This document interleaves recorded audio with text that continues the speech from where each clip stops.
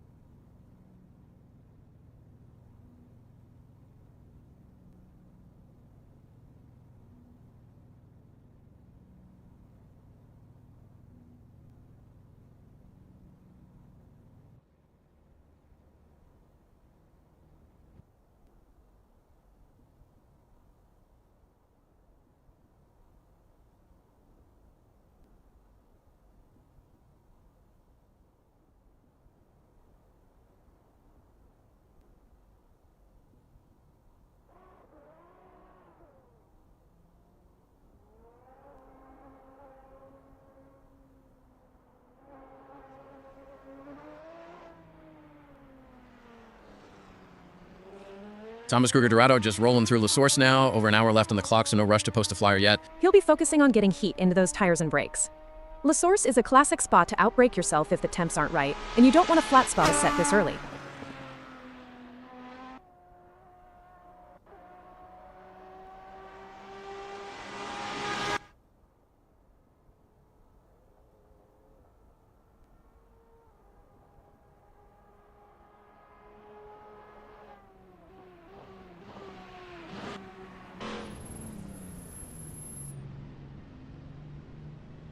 Nigel Walters bringing the car through La Source, just beginning to find his rhythm with plenty of time remaining in this session. It's all about data gathering at this stage. Walters will be checking the balance, seeing how the car rotates through that tight hairpin before he really starts leaning on it.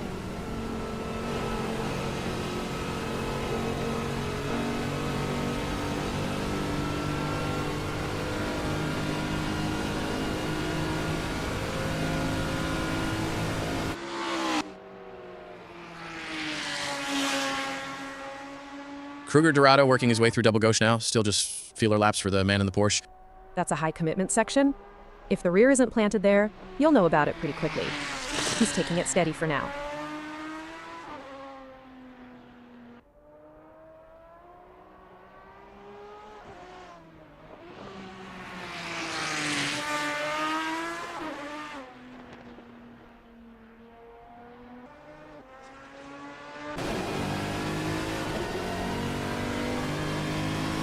Walters is hugging the inside through Bruxelles, keeping it tight. It's a long, patient corner where you're just waiting for the front end to bite so you can get back on the power.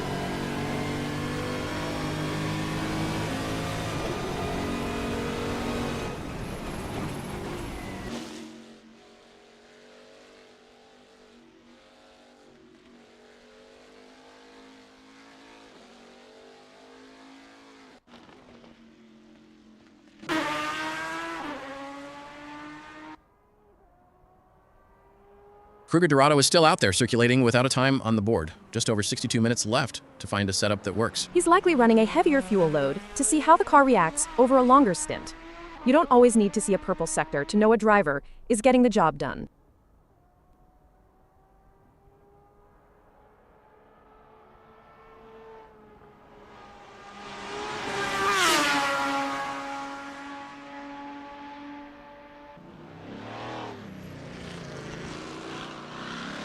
Walters is picking his way through the chicane now, just about to complete another lap and finally get some data on the board. He really used the curbs there.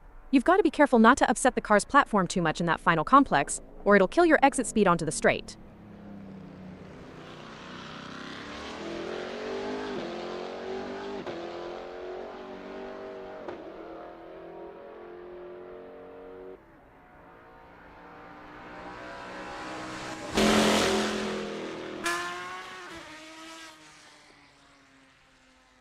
Kruger-Dorado is deep into Bruxelles now, still searching for that first representative lap of the session. It's a tricky one to get right. If you're too greedy with the throttle on the exit there, the car just pushes wide and you lose all your momentum for the next sequence.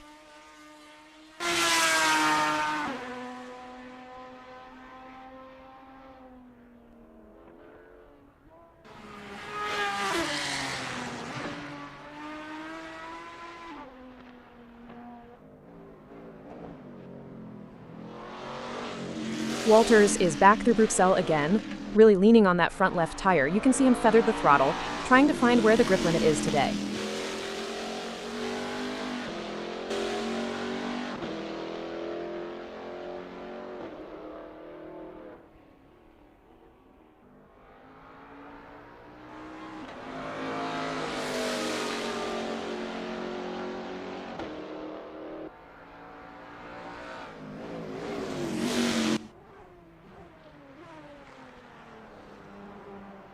Dorado ticking over the hour mark here, still no official time recorded. He's being very methodical with this run. He's probably chasing a specific vibration or sensor issue. At this level, you don't stay out this long without a lap time unless you're troubleshooting or doing very specific aero mapping.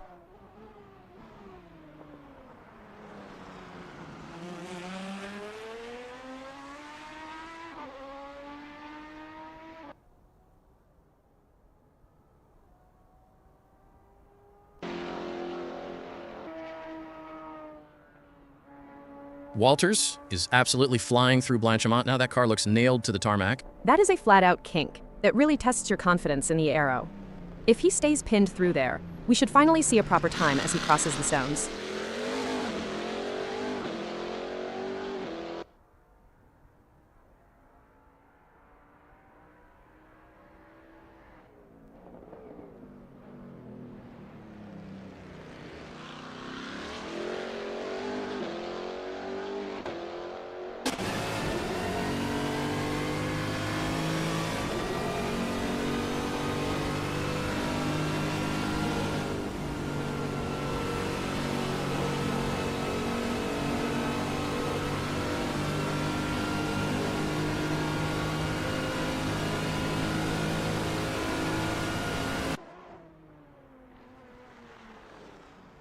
Kruger Dorado coming back around to La Source, still looking for that first clean lap as we dip under the hour mark.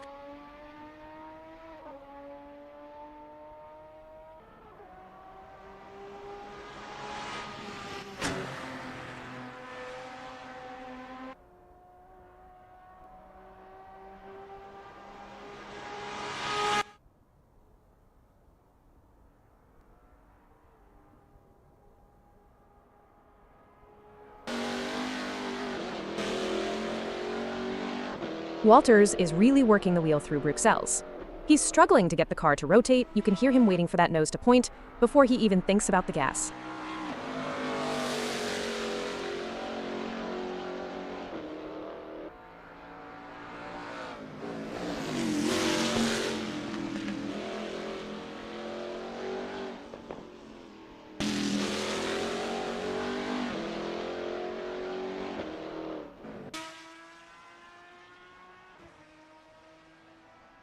Dorado's been out there for a while now without a time on the board. He's really taken his time to bed things in. He might be doing some fuel-saving checks or lift and coast drills.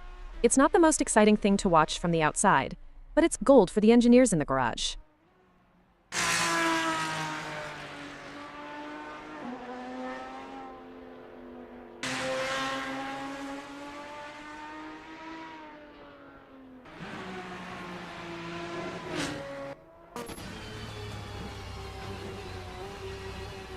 Daniel Cochis just beginning his first meaningful run, picking his way through the tight turn at La Source.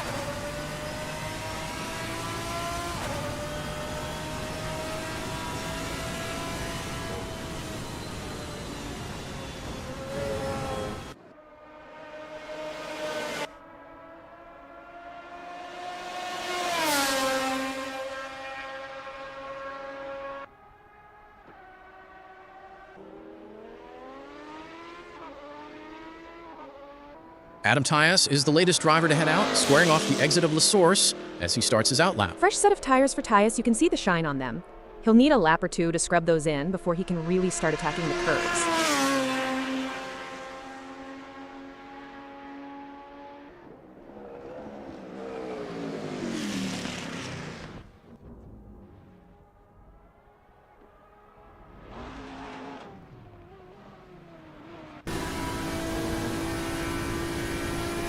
Kruger Dorado is climbing the hill through Radio now. That car compressed right into the tarmac as he crests the rise.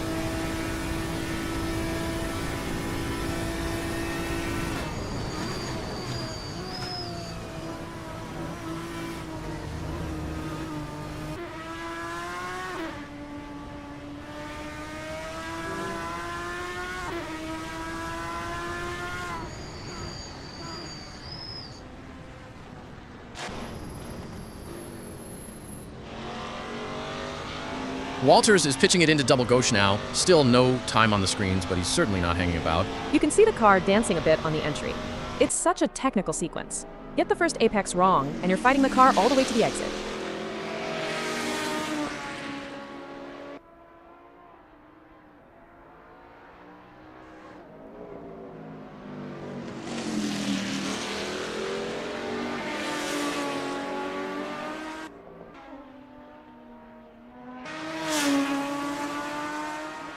Kruger Dorado is bouncing over the curbs at Fogness, still staying out there to put the miles in without a timed lap.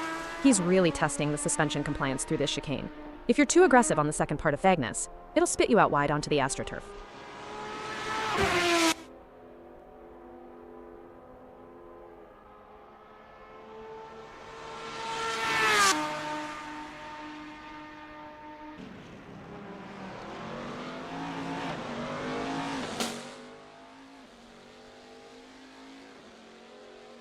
Walters is still out there logging laps without a time. He's clearly focusing on the race trim, seeing how the car handles as the fuel load burns off.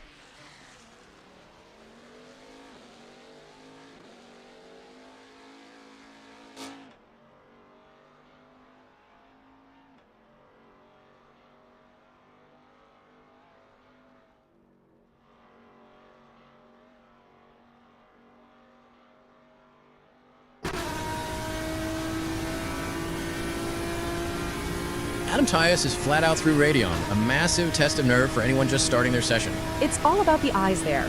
If you don't look for the exit as the car goes light at the crest, you're in trouble.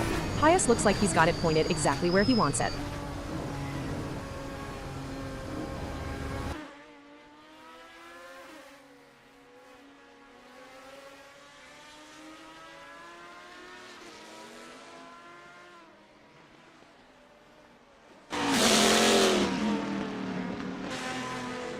Daniel Kocius is working the wheel through Bruxelles, still waiting for that first lap time to hit the timing tower.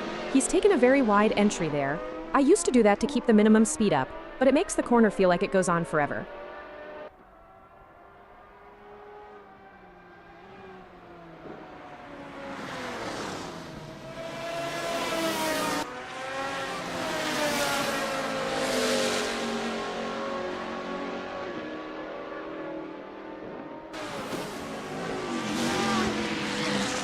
Tyus is aggressive through the Fagnus complex, really using every inch of the available track there.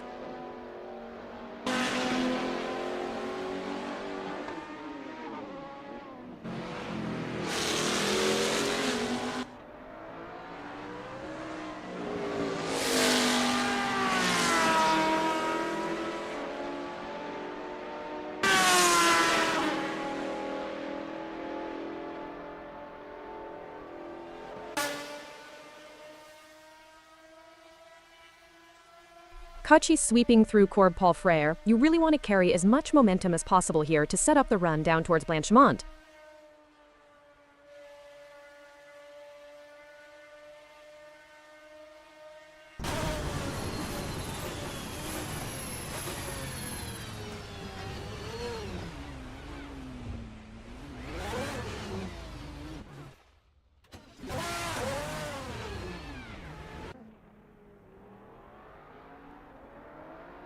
Walters is back at the start of the lap, heavy on the anchors into La Source as he continues this long evaluation move.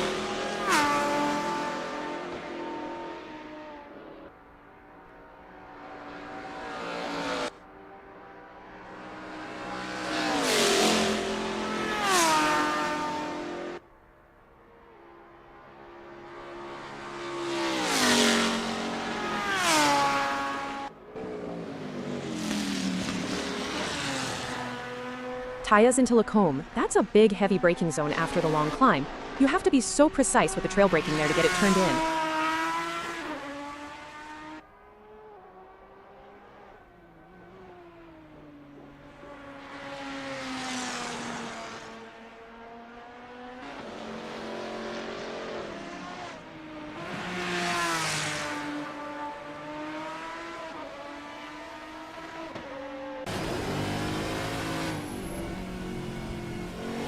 Nigel Walters is back around to Bruxelles, still no time on the board with 50 minutes to go. He's really searching for the limit at the front end here. You can see him playing with the brake bias, trying to get the car to rotate without scrubbing off too much speed.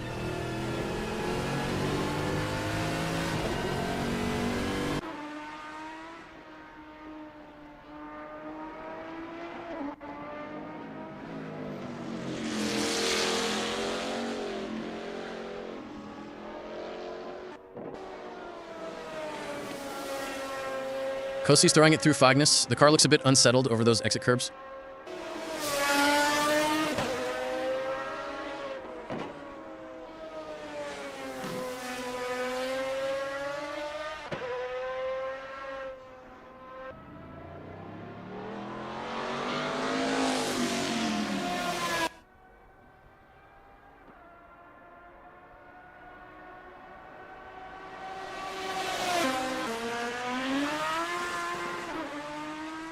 Tyus is deep into the final chicane now, finally looking to complete a timed lap. He needs to be careful on the power there. The rear is always a bit nervous when you're trying to launch it back onto the pit straight.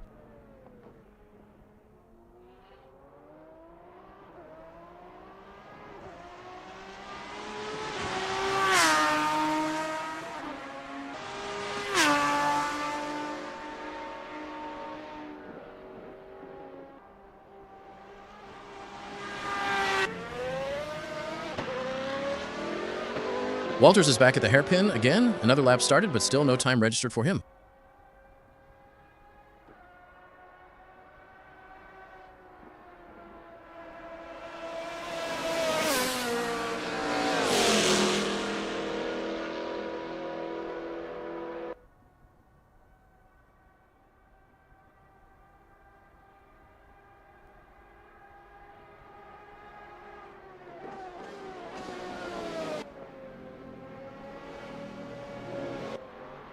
Corsa finally puts a 2:22.868 on the board to jump into P3, and he's already hard on the brakes into Lacombe, looking for more.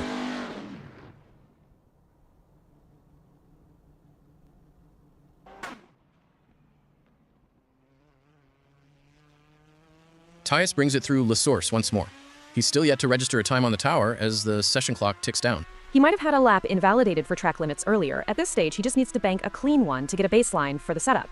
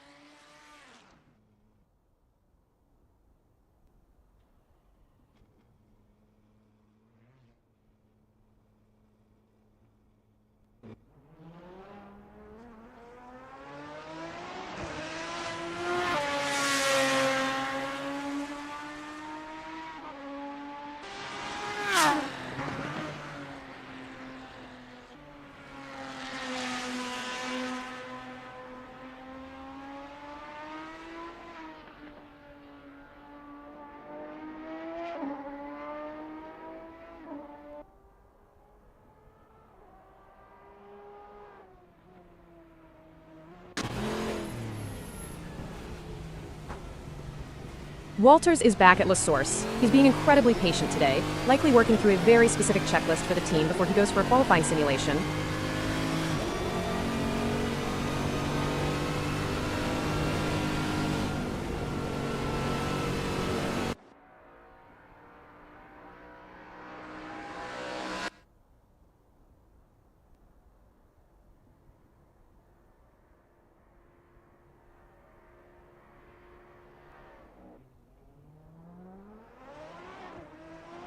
Tyus is sweeping through campus now, still searching for that first flying lap with under 47 minutes remaining.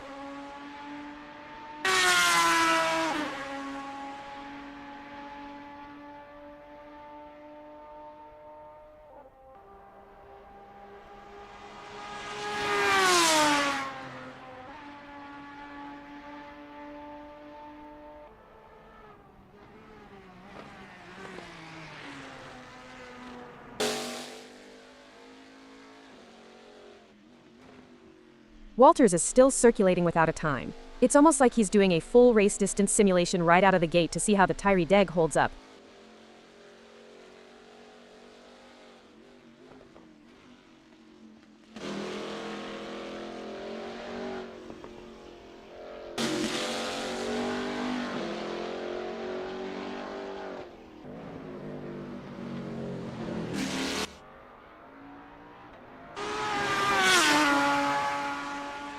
Tyus is committed through the climb at Radion, the engine screaming as he hunts for that elusive first-timed lap.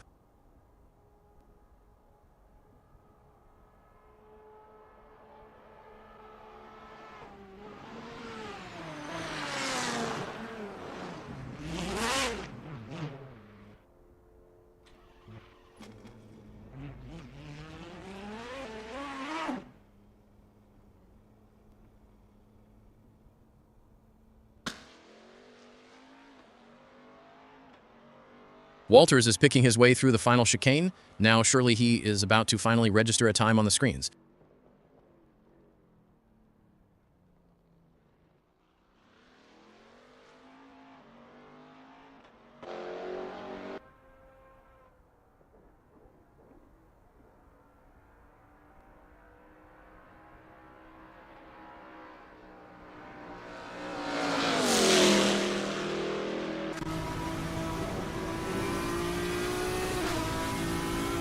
Tyus is really leaning on the car through double ghost. You can see the suspension working hard over the bumps as he tries to maintain that mid-corner speed.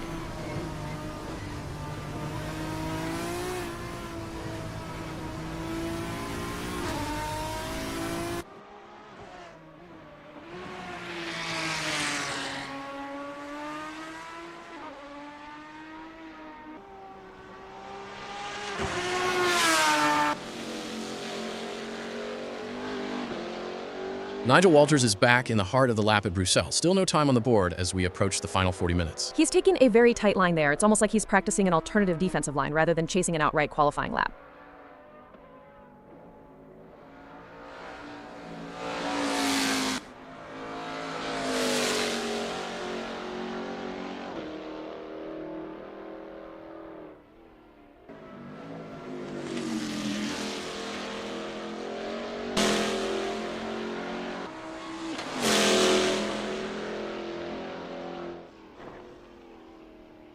Then Nadine joins the fray, heading out for his first taste of the track this session.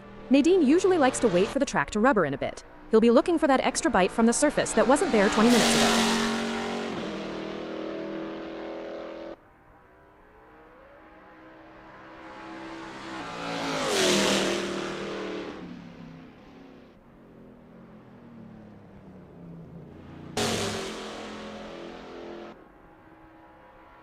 Walters is pinning the throttle through Blanchimont.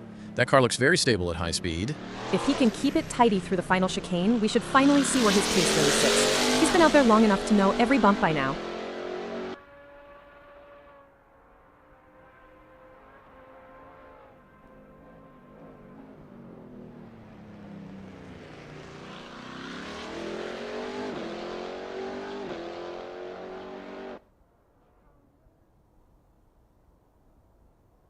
Nadine is still on his outlap, just getting the fluids up to temperature before he really starts to push.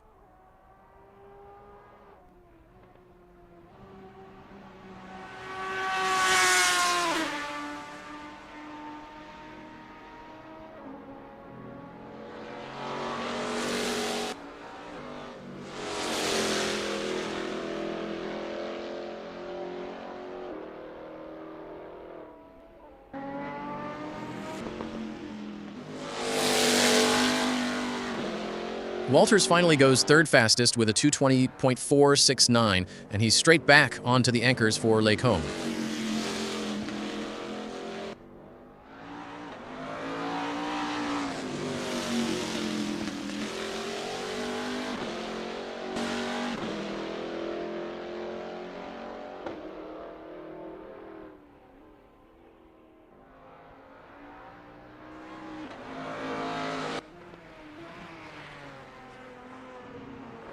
Tyus through the final chicane.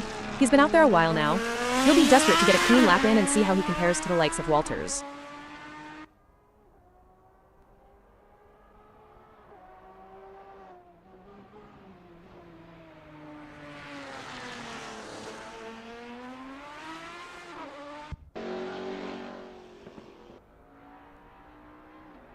Nigel Walters remains in P3, that 2:20.469 holding strong as he continues to pound the pavement with 40 minutes left on the clock.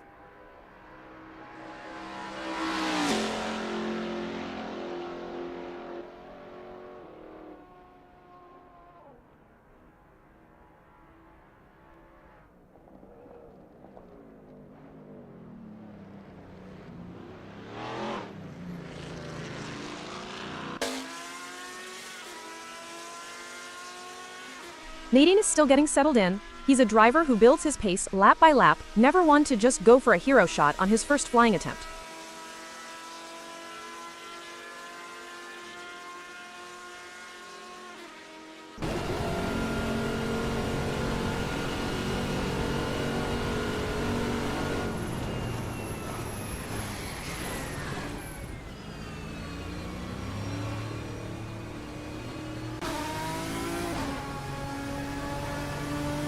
Tyus slots into P4 with a 2:20.491, barely a blink of an eye behind Walters as he heads into the Les Combes complex.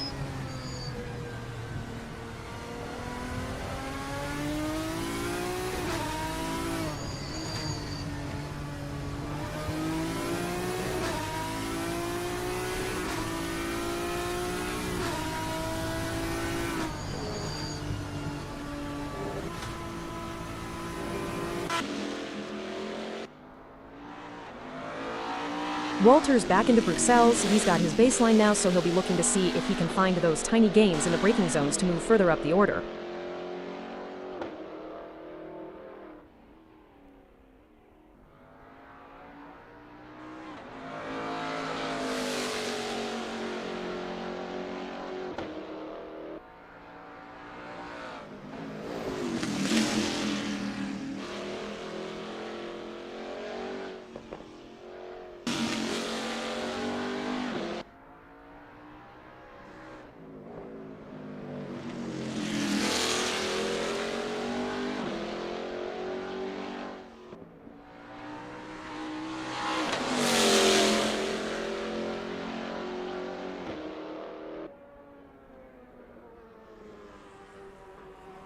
Coxis has slipped down to 5th and is just coming around the hairpin at La Source to try and find an answer to those faster times.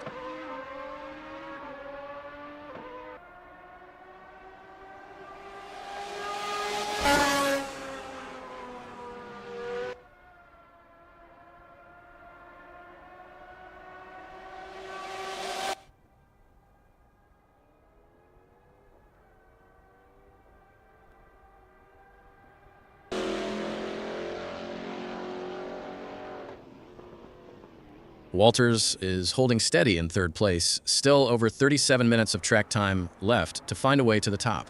He looks comfortable. Sometimes when you've got a solid P3 early on, you can afford to spend the rest of the session testing extreme setup changes to see what happens.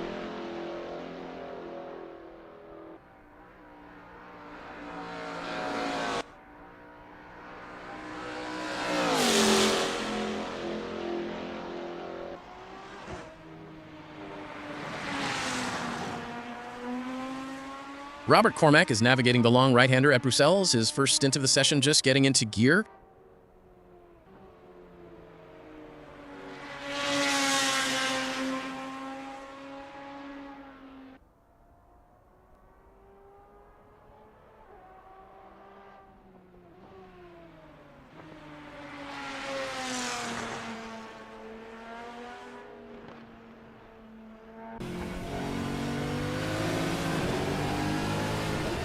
Walter's back through Bruxelles yet again.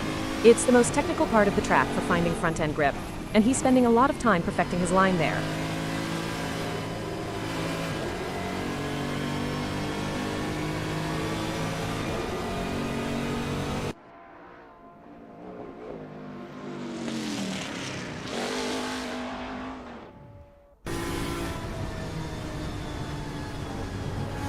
Cormack is screaming through Blanchimont. That's one way to wake up the senses on your opening run. You really feel the G-forces pulling at you there. If the car is settled through Blanchimont, it gives you so much confidence for the rest of the lap.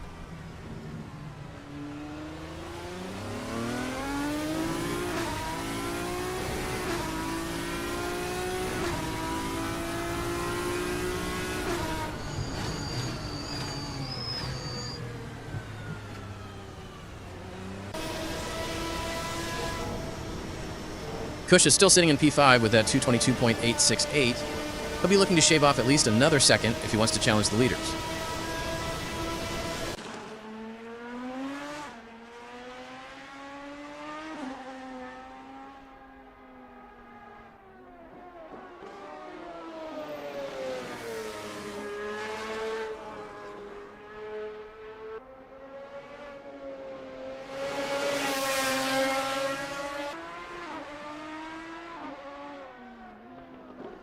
Taya's into Bruxelles.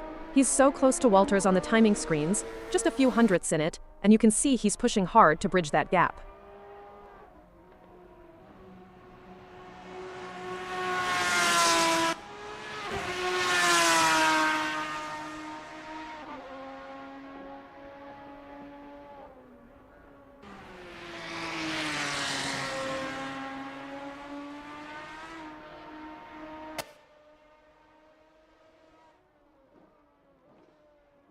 Coquesis holding on to 5th for now, with just under 35 minutes to go in this practice session. He's consistent, but consistency only gets you so far in practice.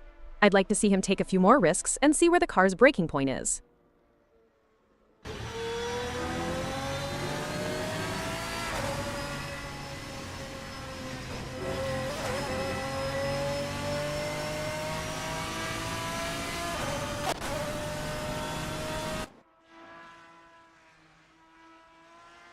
Cormac is sweeping through the campus section, still looking for his first timed effort of the day. He's taking a very smooth approach. No wasted steering inputs, just letting the car flow through the corners while he gets his bearings.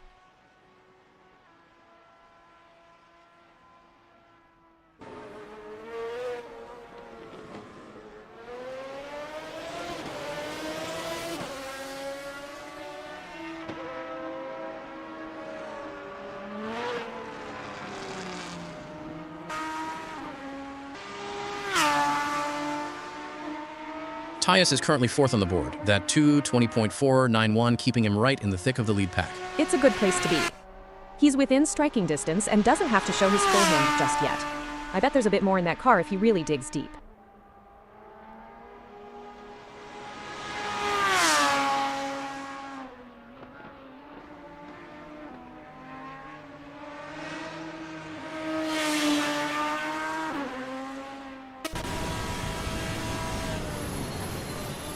Kosies is tucked in and flying down the Kimmel Straight, using the draft to his advantage as he hunts for a better lap time.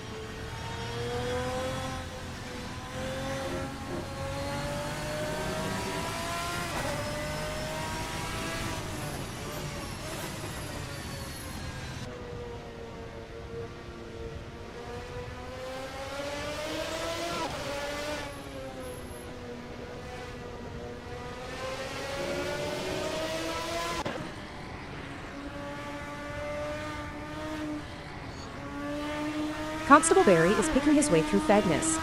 It's his first run out, so he'll be feeling out the curbs and seeing how much he can get away with today.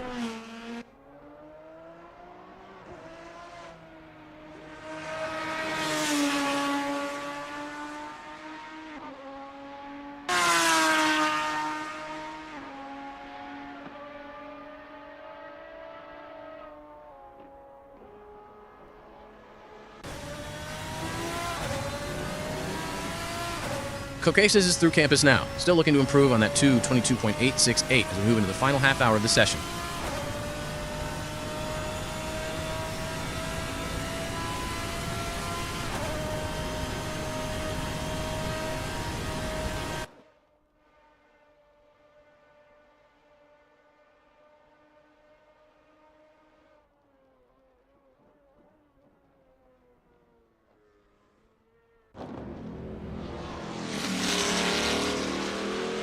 Walters into the braking zone for Lacombe.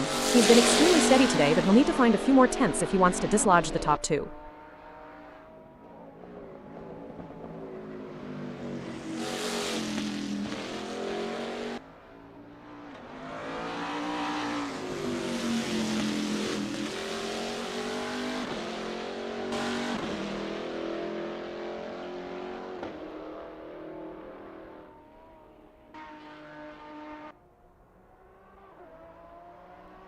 Tyus is working the car hard through Fagness, trying to find those extra fractions of a second to move up from fourth.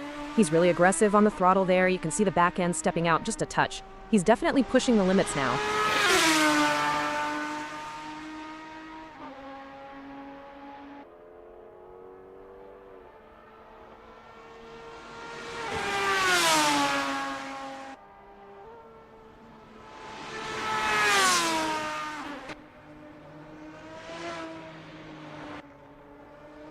Cormac gets a 2:24.416 on the board to take sixth place, and he's immediately back on the hunt through Lacombe.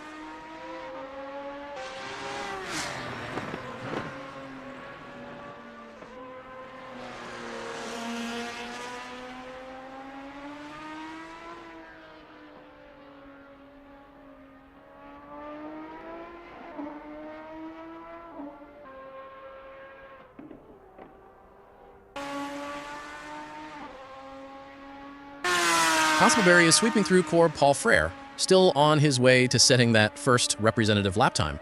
This is a great corner for checking the high-speed balance. If the car feels light here, you're going to have a very nervous run through blank point.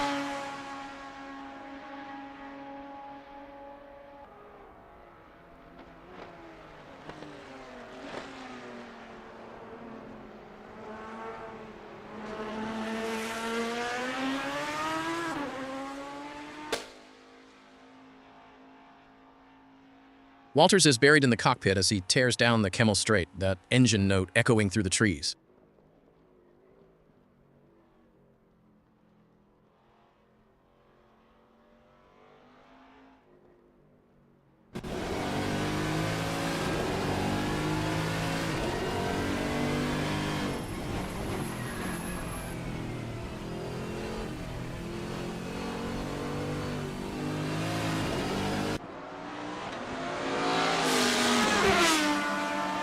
Crucius improves his time to a 2:21.856, but he actually drops to 6th as others find more pace. He's starting again now at La Source. That's the thing with this field.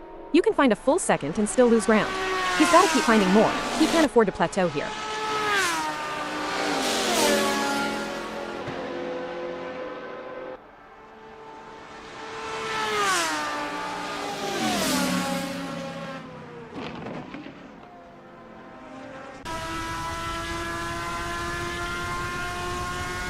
Tyus is currently holding P4 with just under 28 minutes left in the session to make his move. He's been very quiet this middle part of the session. I wonder if they're making some significant setup changes back in the garage to find that last bit of speed.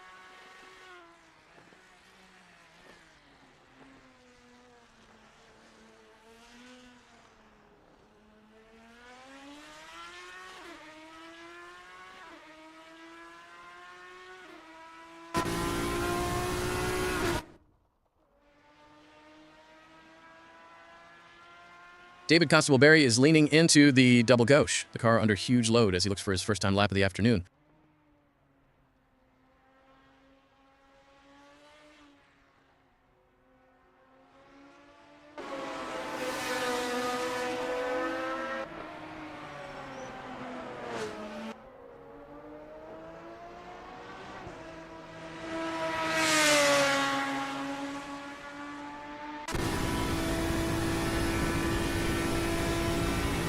Tyus is hauling down the Kemmel Straight, the revs climbing as he hunts for a way to improve on that 4th place time. You can really see the aerodynamic efficiency here. If he's trimmed the wings for the straights, he'll be fast here, but he'll pay for it in the technical middle sector.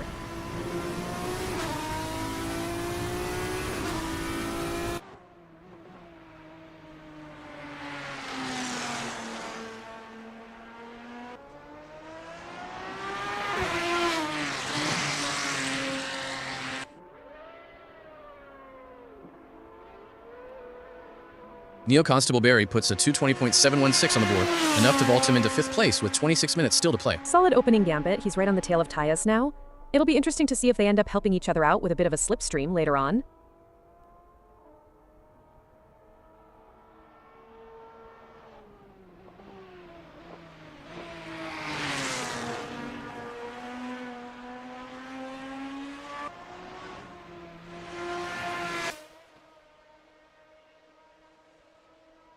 Cocius is powering up the hill at Raidillon, the engine straining as he tries to claw his way back up the leaderboard from 6th.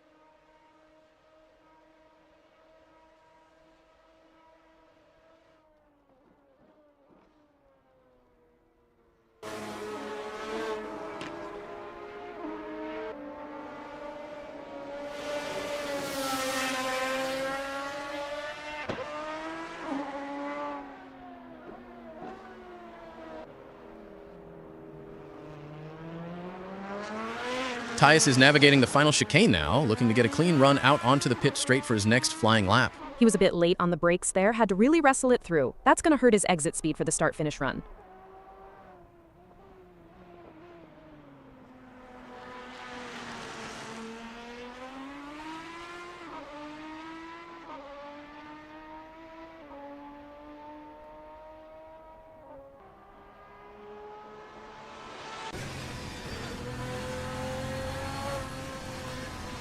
Cocius is dancing through Fagnus, really trying to be tidy to keep his momentum up through the technical middle sector.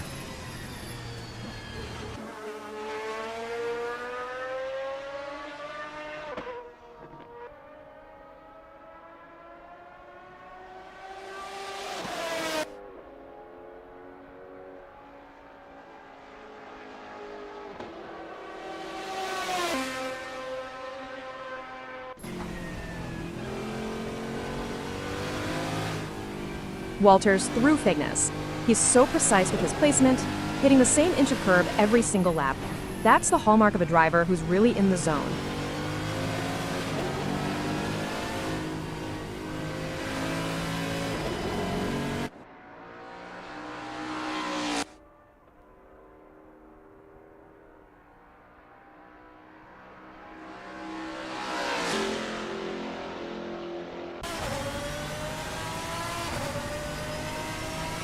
Cocius has been bumped down to 7th place now as the times continue to tumble here with 23 minutes left. He needs to find another gear. The track is at its best right now, and if he doesn't capitalize soon, he's going to find himself buried in the pack.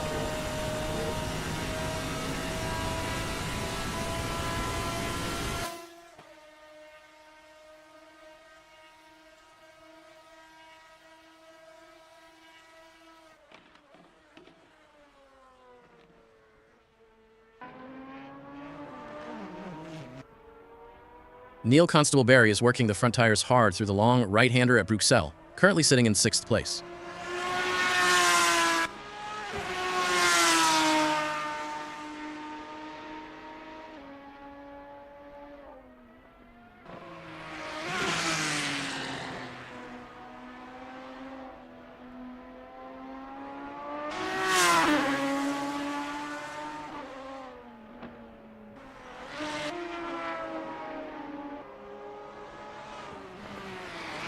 What a lap.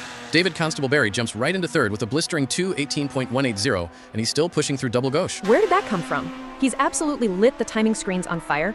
That car looked like it was on rails through the high-speed stuff.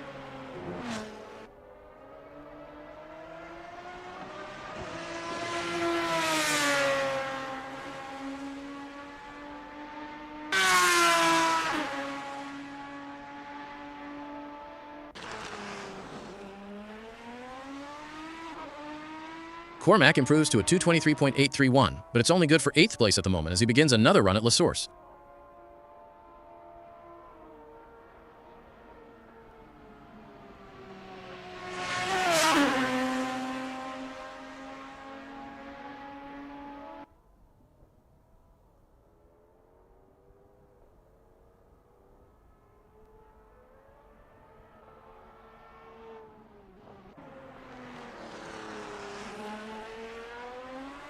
David Constable-Barry is back at La Source. That 2:18.180 has certainly made everyone else sit up and take notice. He's got the confidence now. Look at how early he's back on the power out of the hairpin.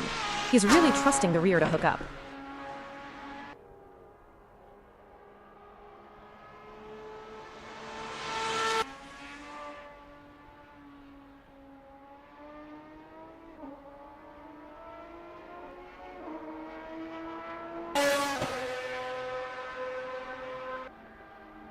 Cochise improves his best time to 2:21.498, but he's stuck in 7th place as he builds speed down the Kemmel Straight.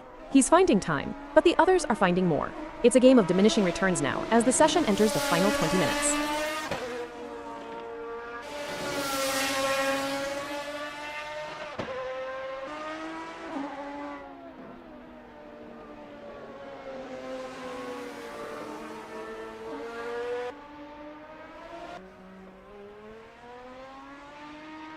Cormac is sweeping through the campus section, still looking for more from his car as he holds on to 8th place.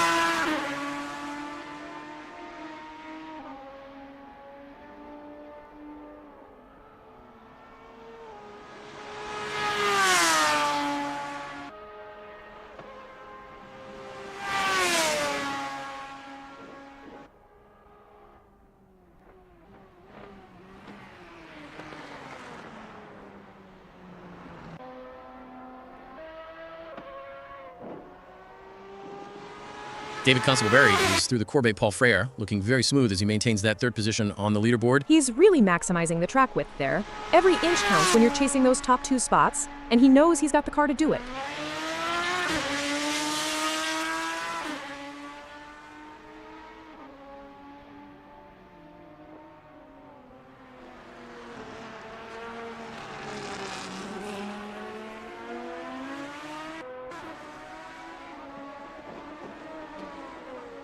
Cooks is holding down P7 with that 2:21.498. Time is starting to become a factor now with under 20 minutes left. He needs to go for a glory run soon. Put on the softest tires, low fuel, and just see what the ultimate pace is before the session ends.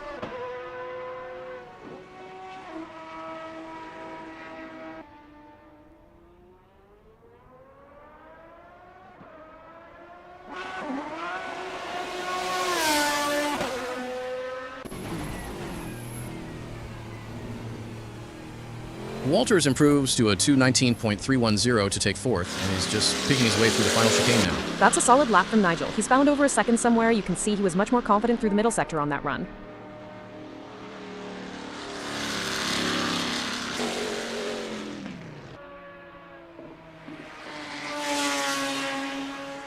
Cormac is deep into double gauche, still in 8th place with about 18.5 minutes left to find an improvement. He's really struggling with mid-corner rotation there. You can see the car pushing wide as he tries to carry the speed through the second apex.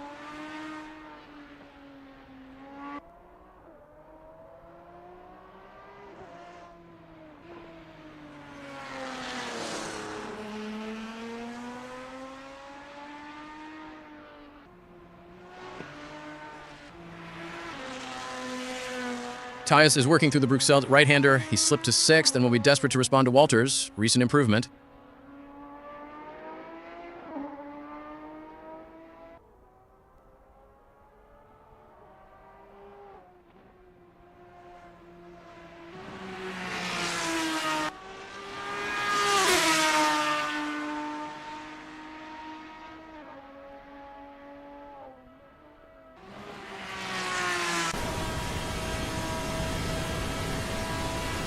Kokexis is flat out, down the Kemmel Straight, the slipstream helping him as he starts another attempt to move up from 7th.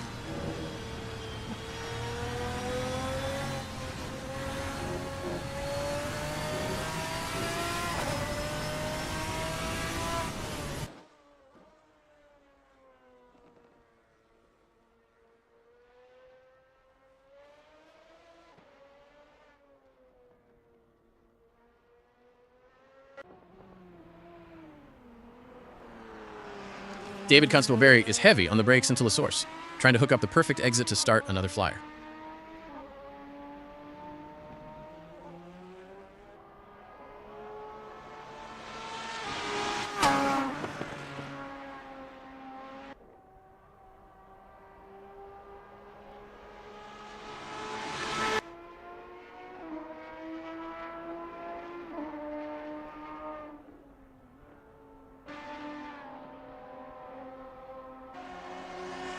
Tyus is taking a massive chunk of curb through Eau Rouge. That takes some serious guts when you're already on the limit.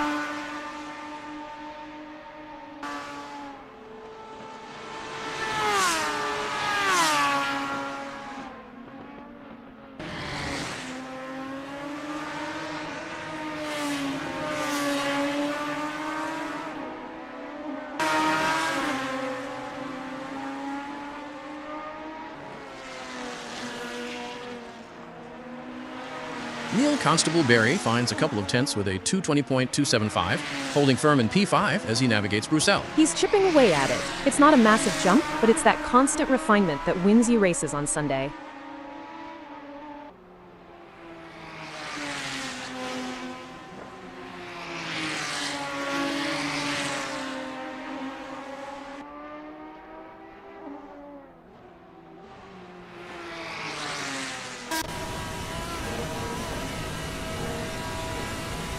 Kuchis cresting the rise at Radion, the car bottoming out slightly as he keeps his foot pinned.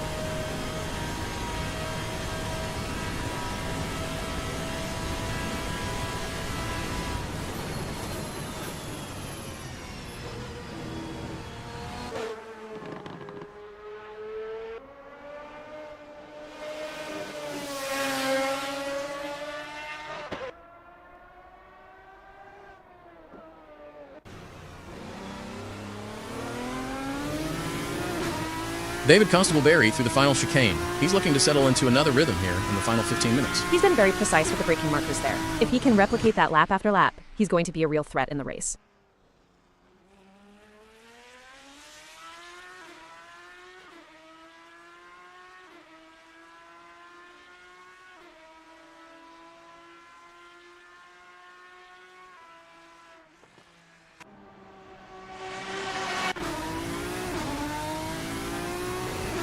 Neil Constable-Berry starts another lap at La Source, currently the 5th fastest man on track.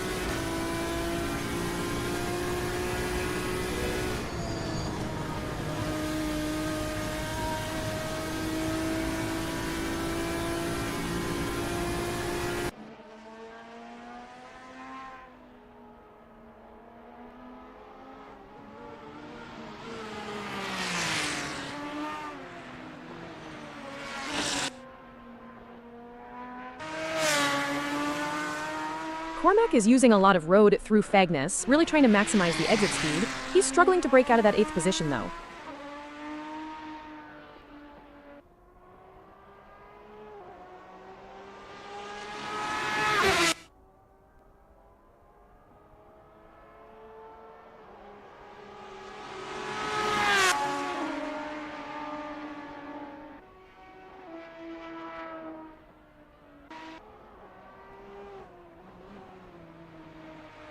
Tyus has slipped another spot down to 7th.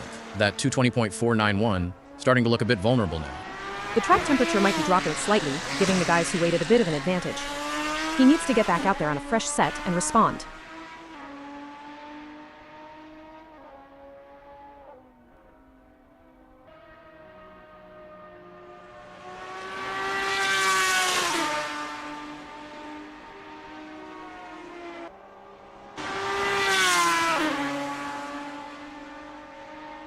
Neil Constable sweeping through Corby Paul Frere, looking to carry every bit of momentum down into the high-speed run that follows.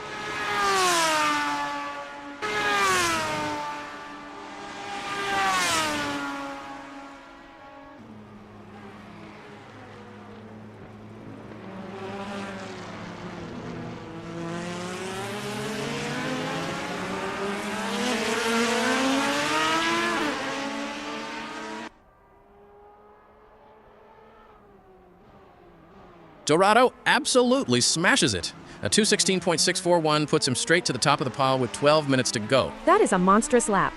He's just moved the goalposts for everyone else. That's nearly 2 seconds clear of David Constable Barry.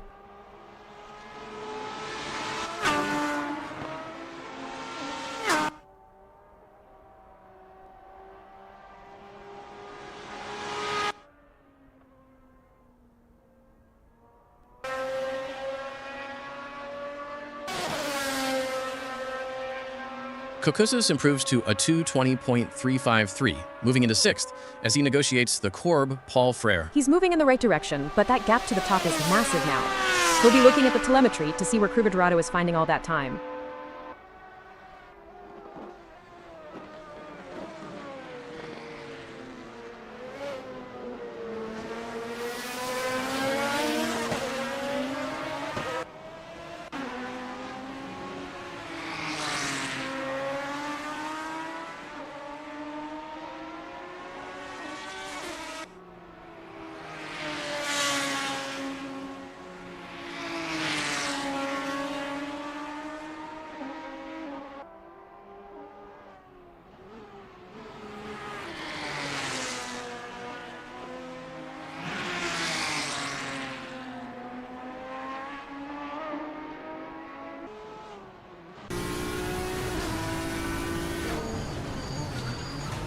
Ten minutes left for Adam Tyus to find something more than that 2:20.491, which currently has him down in 7th. He's got time for maybe 2 more full attack runs. He needs to put it all together now. No more experimenting, just pure pace.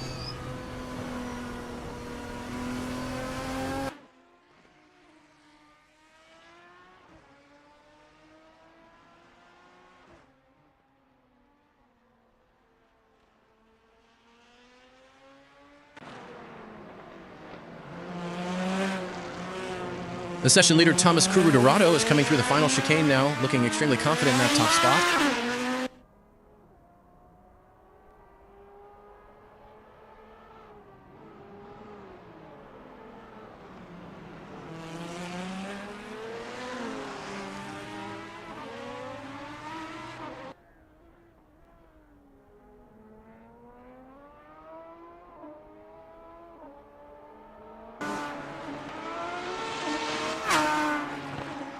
Neil Constable Barry breaks into the 19s with a 2:19.720, solidifying his hold on 5th place. He's finding his rhythm late in the session.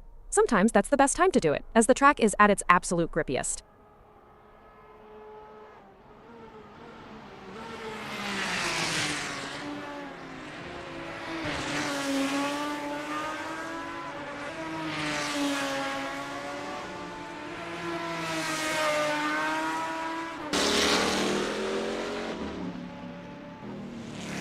Ben Naden still hasn't posted a time with under 9 minutes to go, currently working his way through the Lecombe complex.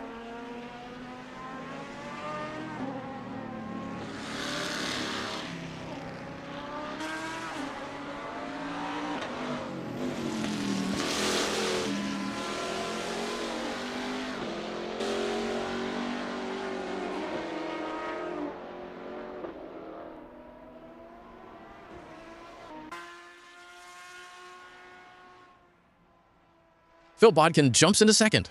A 2:17.515 puts him as the closest challenger to the Flying Dorado.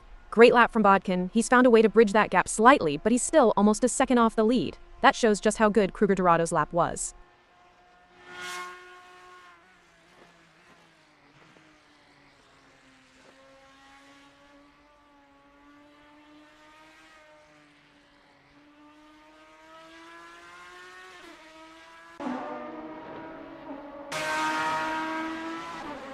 Tyas is through Fognes, still 7th on the board as we enter the final 8 minutes of practice. He looks like he's fighting the car a bit more now.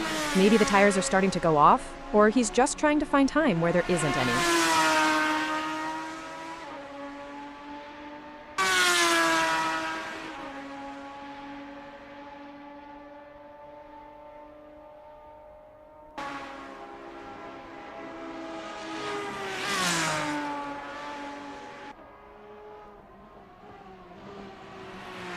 Bodkin is pushing hard through Fagnes, looking to see if there's any more time to be found to challenge for P1. He's very clean through there, using the minimum amount of steering lock. That's how you keep the speed up without overheating the front tires.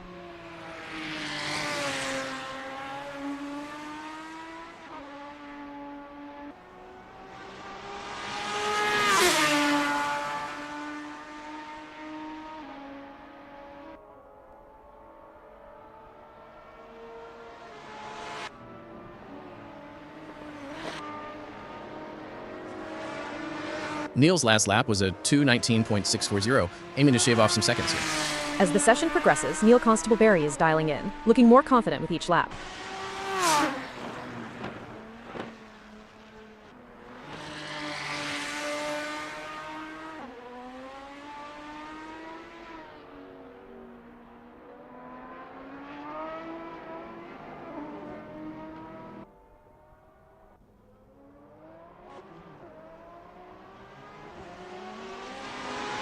Phil Bodkin just clocked 2:17.631. Can they improve on this lap? Phil is really starting to push now, analyzing every sector for potential improvements.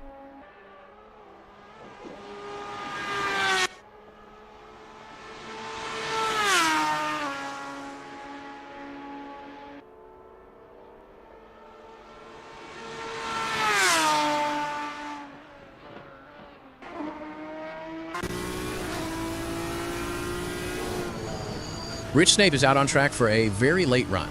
Just 5.5 minutes left to get a feel for the car before the session ends.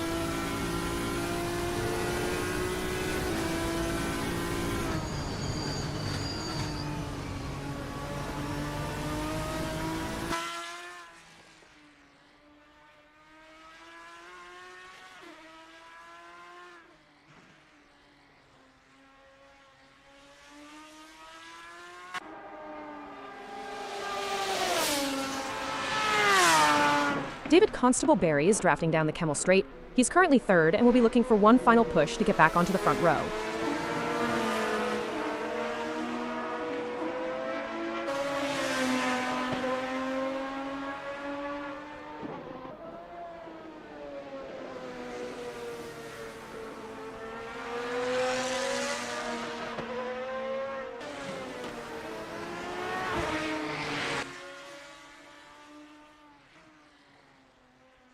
Tim Weller is through Fagnes, another late arrival to the session, looking to get some laps in before the flag.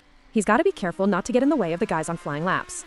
With only 4 minutes left, everyone is going to be desperate for clear track.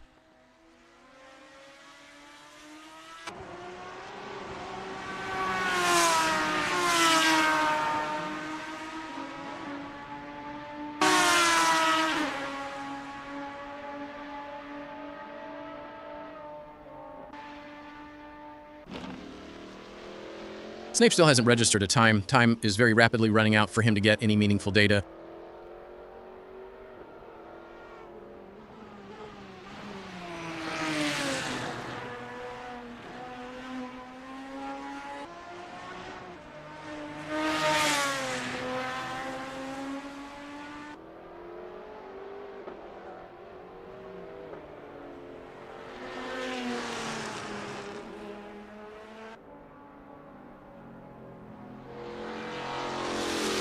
Nadine gets a 2:26.825 on the board for 10th place as he sweeps through the double gauche.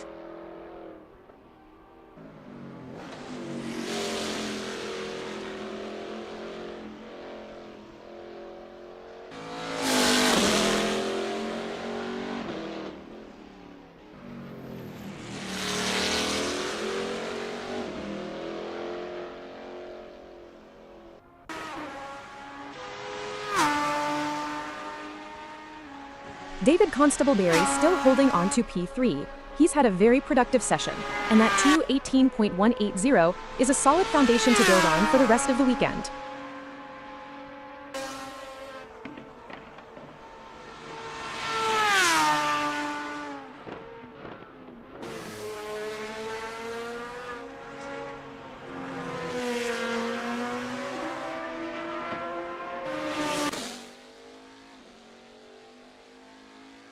Nadine remains in 10th as we head into the final 2.5 minutes of this practice session.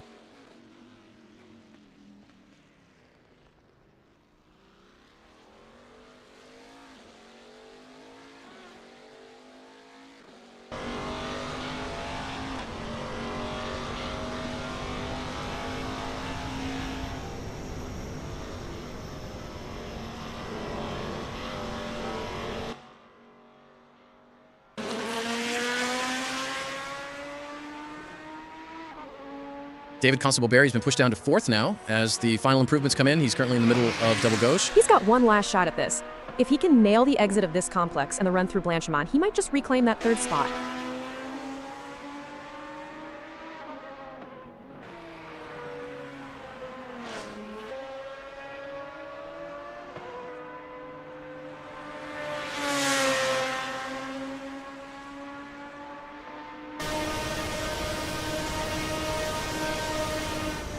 Cushys is flat out through Blanchimont. He's dropped to 8th and is on his final flying lap of the session.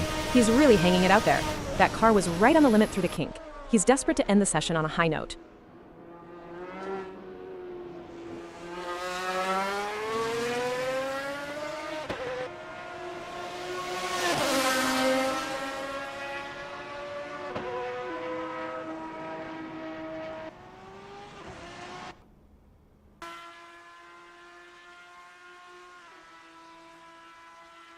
Elliot Norton pops up into 3rd with a 2:18.003 just as the clock heads towards 0. Fantastic timing. He's put himself right at the sharp end just as the session winds down. That's going to be a huge confidence boost heading into qualifying.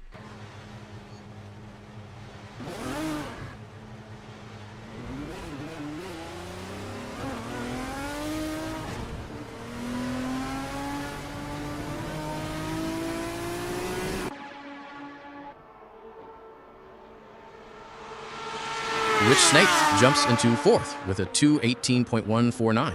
He left it late, but that is a brilliant lap as he powers down the Kemmel Straight one last time.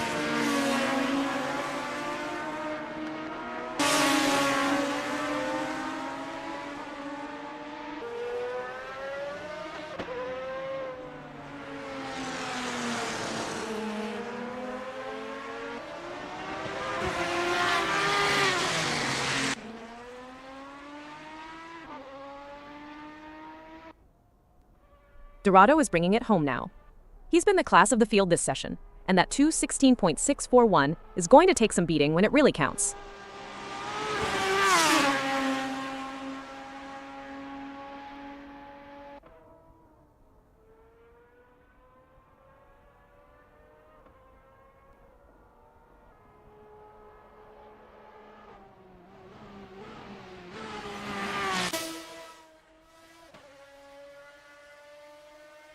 Cushys is coming across the line for the final time, but it looks like he's going to have to settle for 8th place with that 2:20.353.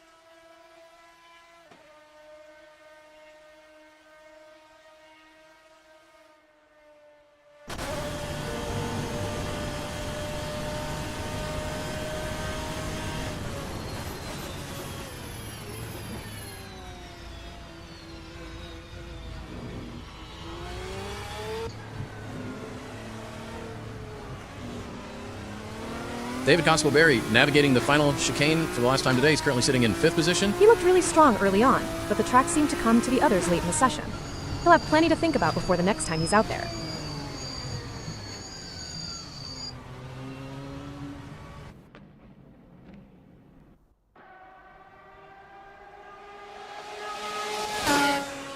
Kosas has slipped down to 9th place as the final times roll in. His 2:20.353, not quite enough to stay in the top 8. It's a tough field. He didn't do much wrong, but a few others just found that extra bit of magic in the closing stages. He'll be looking at the data to see where those final tenths are hiding.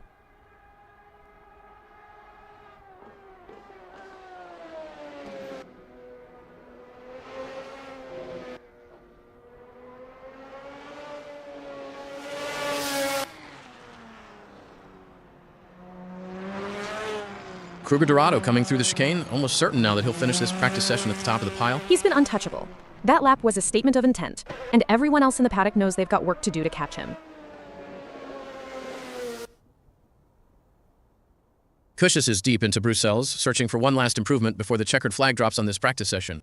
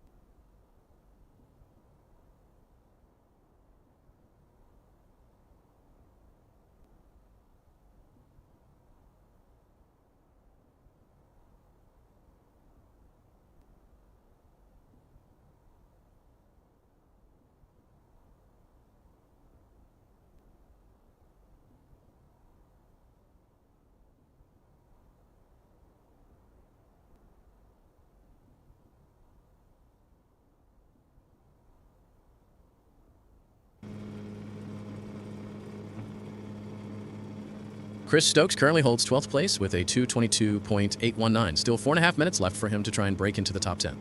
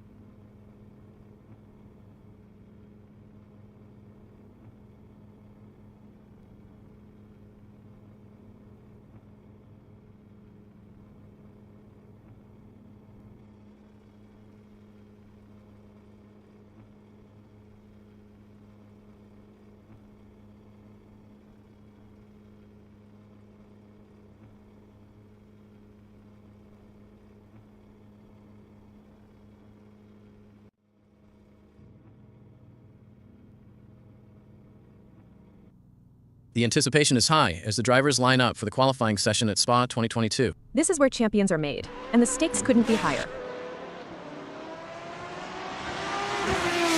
Adam Tyus is just starting to wind it up through the source. Nearly 10 minutes on the clock for him to find a rhythm.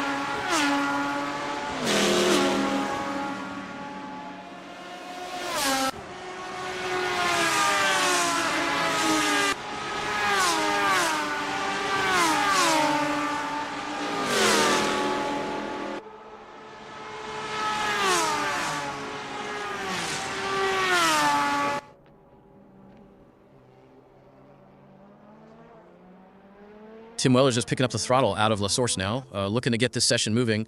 He's late out of the garage, so the pressure's on to get those tires up to temperature immediately, or he'll be fighting the car the whole lap.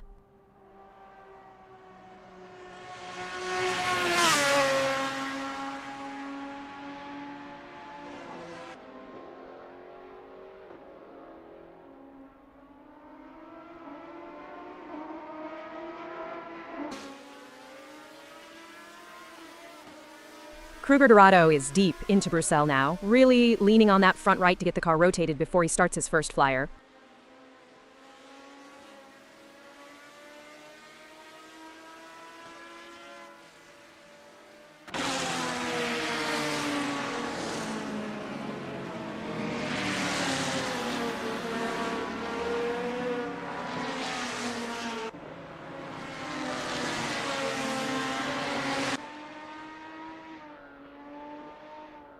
Rich Snape is threading his way through double gauche, still hasn't posted a time, but the pace is definitely starting to build.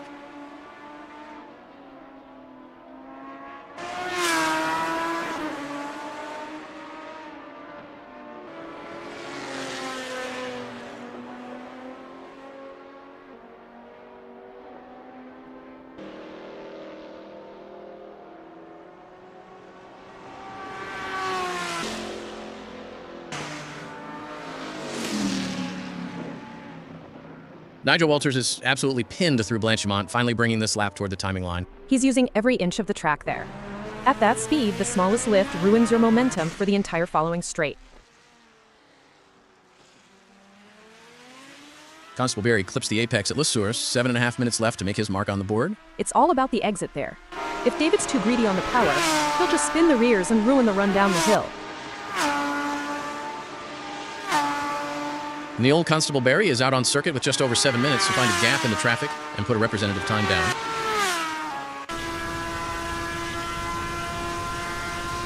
David Constable Barry is flat out down the Kimmel Straight, tucked in and trying to minimize the drag. He needs to be careful not to overshoot the braking zone at the end of this run. The brakes are still going to be relatively cold on this first flying lap.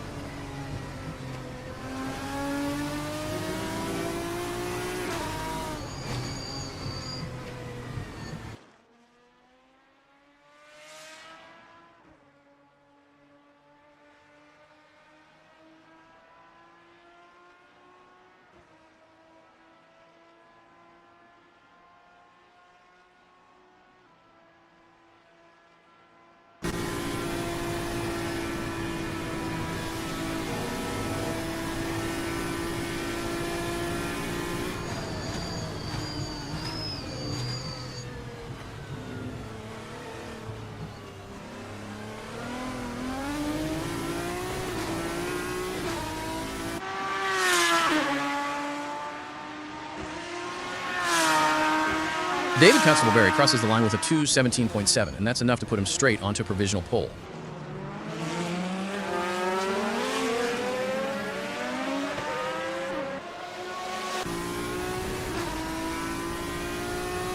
Time is starting to slip away for Elliot Norton, less than 5 minutes left, and he still hasn't got a banker lap on the board.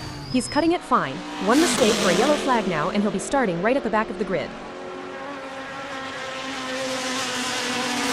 Walters is showing a purple microsector there, just 0.03 up on his best as he fights to climb from 6th. Kosas is brave through Eau Rouge, already a 10.5 up on his previous best. That's where you find the time if you've got the courage to keep it pinned.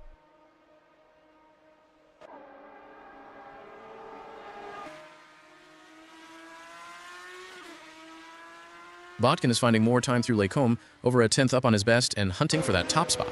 He's really aggressive over the curves there. If he can keep this momentum through the middle sector, Constable Barry's pole position is under serious threat. Kosas is absolutely flying now, nearly half a second up on his delta as he charges toward the final sector. Botkin's lost a tiny bit of that advantage through double gauche, but he's still holding a 10th over his best lap as he leans on those tires. Kosas is finding time in heaps here, 0.7 up now, and he is absolutely obliterating his personal best.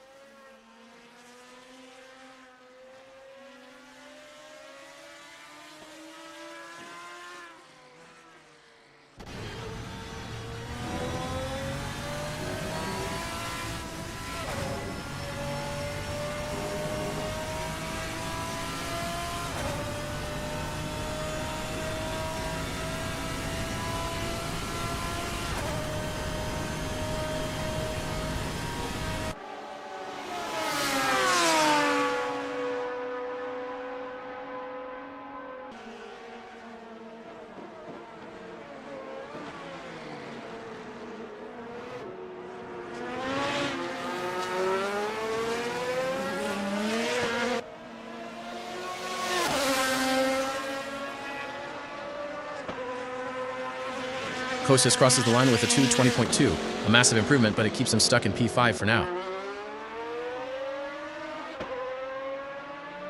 Nigel Walters is right on the bubble of his own best time. 0 delta as he heads into the closing stages of the lap. It's that agonizing moment where you're searching for even 1/100th of a second. He needs to be clinical through these final turns to make it count. Weller is cutting it dangerously close here, with barely 2 minutes remaining. He's only got 1 shot left to get a time on the board. Cormac is absolutely on a tear. 3/4 of a second up on his personal best as he heads toward the final timing beam. That is a huge chunk of time to find. If he can keep his head and not overcook it into the final corners, he's going to rocket up this leaderboard. Jimmy Lindo is under the gun now. He's got less than 2 minutes to get across that line and start his one and only flying lap. Stokes is finding a 10th through Lacombe, but he's got to be perfect from here on out if he wants to move up from that 3rd row. Walters is picking up the pace through Bruxelles, 3/10 up on his best and looking to reclaim some ground. He's really hustling the car through that long downhill right-hander. It's so easy to wash out wide there, but he's nailed the rotation this time.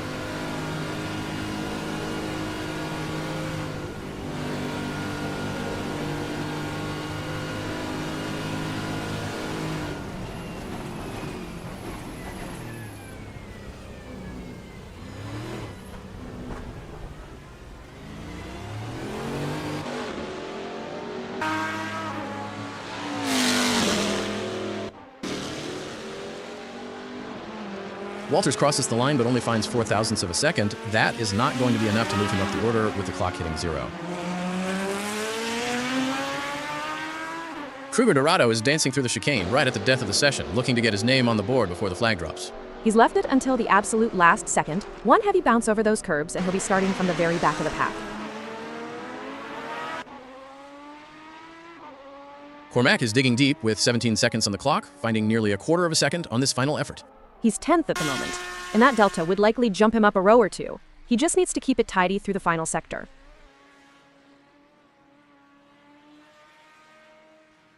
Bodkin is absolutely lighting it up through Lacombe, 1/2 a second up on his best with the clock ticking down. If he maintains this pace, he's going to jump right back onto the front row. He is driving the wheels off that car in these final seconds.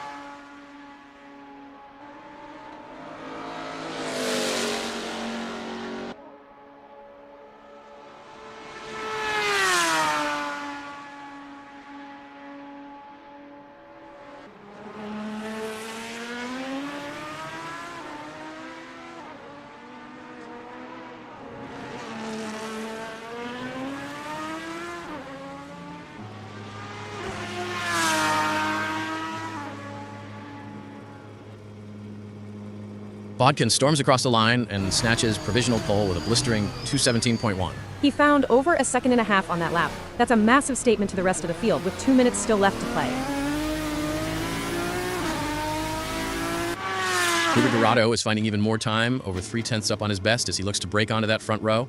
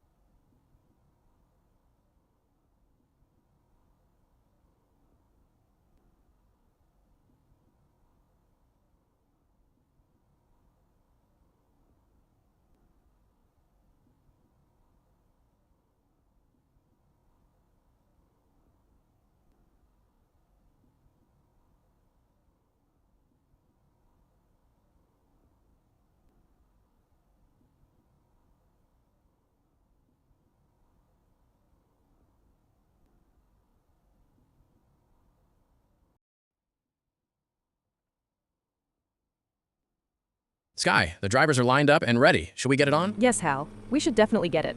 On.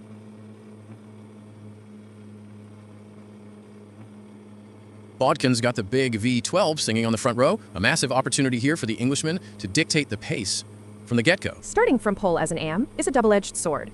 Phil has the clear air, but he's got a pack of hungry drivers behind him waiting for the slightest hesitation at the lights.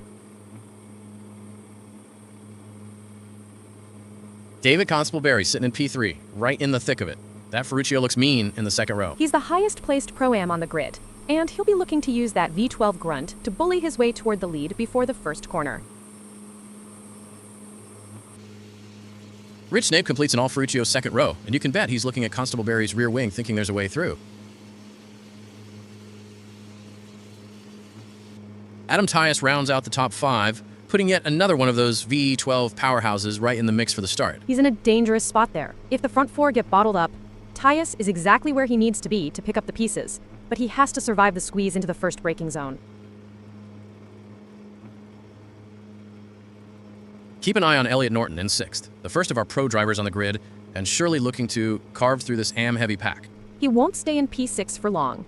Norton knows these guys will be more cautious on cold tires, and he's going to exploit every single gap they leave open.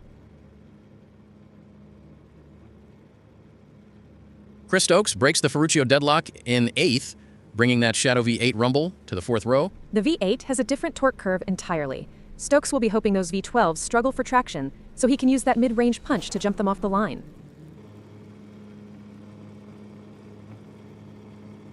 Nigel Walters rounds out the top 10 in the second of the Shadows, looking to keep his nose clean in a very crowded mid-pack. Starting 10th is a nightmare for visibility. Walters needs to be incredibly precise with his braking points, while everyone else is dancing around trying to find a lane. 13th is a tough spot for Vaughn, right in the heart of the midfield churn, where things usually get messy on lap 1.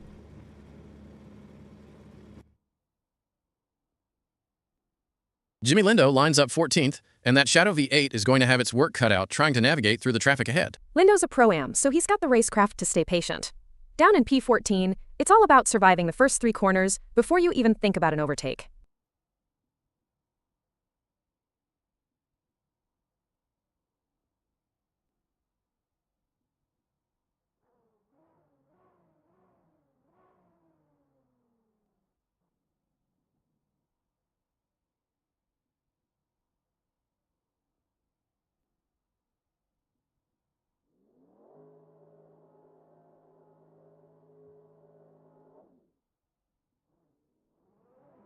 The field pulls away behind the safety car, and now the focus shifts entirely to getting heat into those tires and brakes before we go green.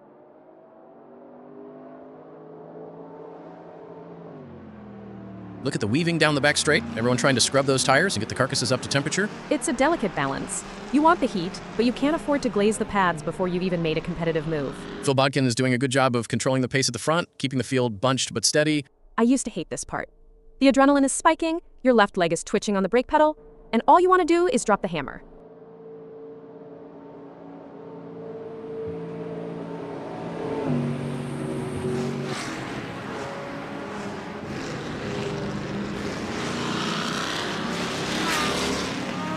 The safety car lights are out, and you can feel the tension ratcheting up as Bodkin starts to slow the pack down. This is where the games begin. He'll be looking to catch the Shadow V8's off guard and use that V12 top end to clear the first corner safely.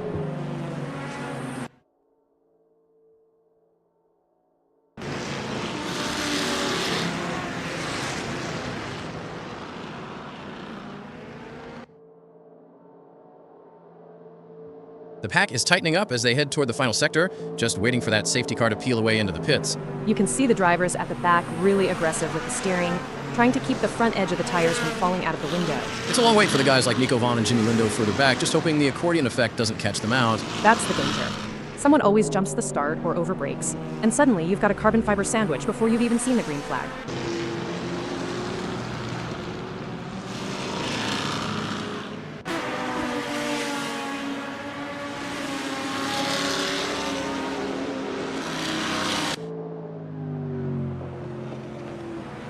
The safety car is peeling off now, and it's all down to Phil Bodkin to decide when this race truly begins. He's backing them up, trying to keep the revs high. If I'm Norton or Stokes further back, I'm watching his rear wheels like a hawk for that first bit of wheel spin. Everyone's tucked up under each other's rear wings, just a wall of noise waiting to be unleashed. This is the quiet before the storm. Once that throttle drops, the dirty air and the cold brakes make that first turn a total lottery.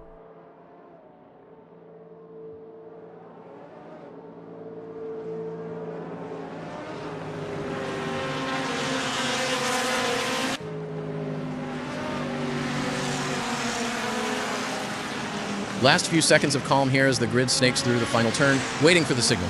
You can see the brake discs glowing already. They're dragging the anchors to get the heat through the wheels and into the tire air. Bodkin is holding his nerve at the front, eyes glued to the gantry. He's got a mirror full of Ferruccios. One slip on the upshift and he'll have Snape and Constable Barry all over him before he hits second gear.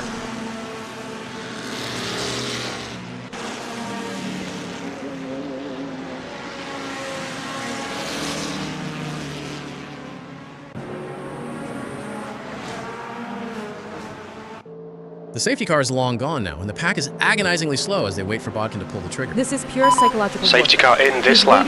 waiting, trying to break the rhythm of the guys right on his gearbox. You can hear the engines bouncing off the limiters. That V12 scream is just incredible when they're bunched up like this. It's deafening in the cockpit. You're just looking for that gap in the car ahead to see the start lights, praying you don't get rear-ended in the chaos.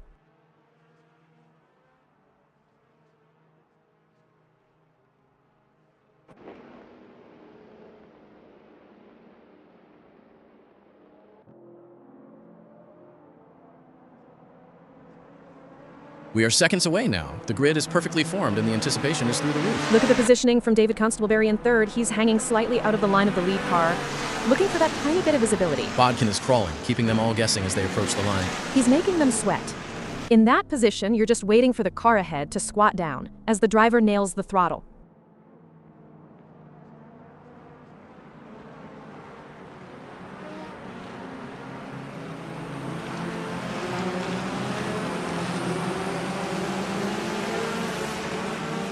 This is it. The field is coiled like a spring through the final turn, just waiting for the release. Everyone's tucked up Green, as green, close as green, they let's dare. go. One twitch from Bodkin's Ferruccio, and this whole pack is going to explode into life. Green, green, green. Bodkin gets a decent launch, but the pack is swarming him as they thunder toward the first turn. Look at Constable Barry on the inside. Nobody's giving an inch here. They're practically door to door through the middle of the field. Norton's already on the move, jumping up to fifth, and he's got the scent of Adam Tyus' exhaust now, only half a second back. That's the pro experience coming through. Elliott's picked his way through the early skirmish, and he's already putting Tyus under massive pressure.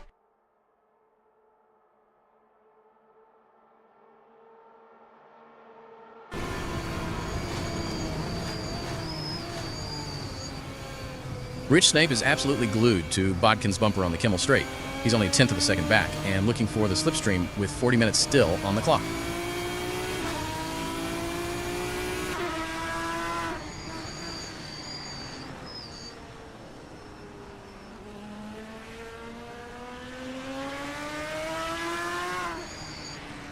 Snape's lost a little bit of ground to Bodkin through the twisty stuff. That gap's opened up to half a second now. Bodkin probably just nailed the apex as a bit punitive. Rich needs to stay in that tow. If he loses the slipstream now, he's going to be vulnerable to the cars behind.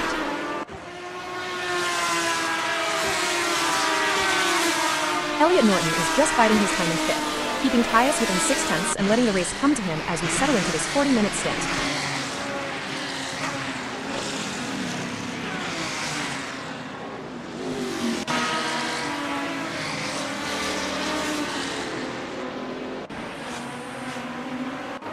Norton is closing the door. He's reeled Tyus in, and he is right under the gearbox of that Ferruccio now. Just 0.2 the difference. Further down the order, Nico Vaughn has gained a spot and is now hounding Cormac for 11th, right on his tail as they work through lap 1. Vaughn looks settled. It's a long race with 38 minutes to go, but you can see he's much more comfortable in the braking zones than the guys around him.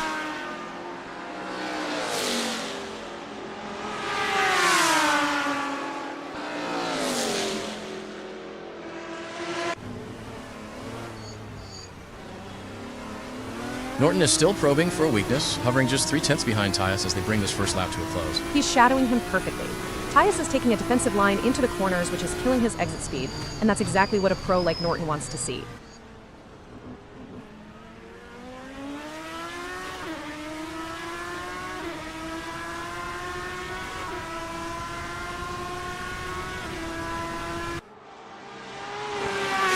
Norton is absolutely relentless. He's whittled that gap down to just 1/10 of a second. He's practically pushing Tyus along now. He's got him rattled. When you see a car that big in your mirrors every time you glance up, you start missing your marks. Tyus needs to get his head down and focus on the road ahead. Rich Snape charging down the Kemmel Straight on lap 2, trying to use every bit of that Ferruccio's slipstream to pull back the half-second gap to Bodkin.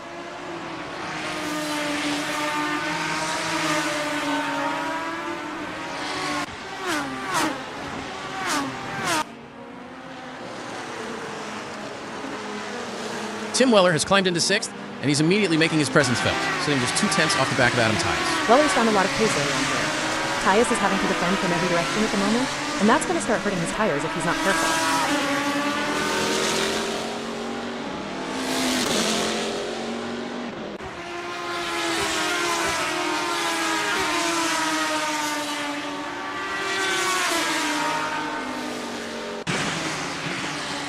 The best laid plans of mice and men, huh, Sky? But it's certainly not going to plan for Tim Weller right now as they are struggling to keep up with Tyus.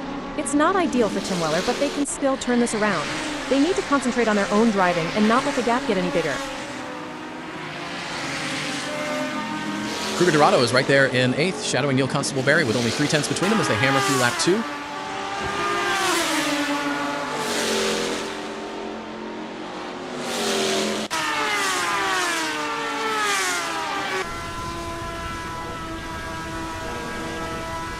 Norton's made the move. He's up into 4th now, and setting his sights on Rich Snape, though he's got 0.6 to find to get into striking distance. He made that look easy. Now he's in clear air, he can stop reacting to the car in front and start hitting his own marks. Watch that gap to Snape start to tumble.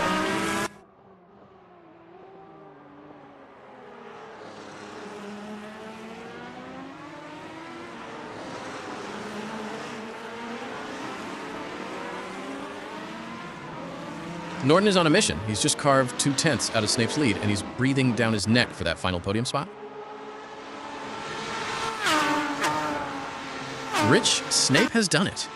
He snatched 2nd place away from Bodkin, and there is absolutely nothing between them as they cross the line. 0 seconds on the timing screen. That was a gutsy move from Snape. Bodkin's going to be fuming, expect him to try and return the favor immediately at the next heavy braking zone.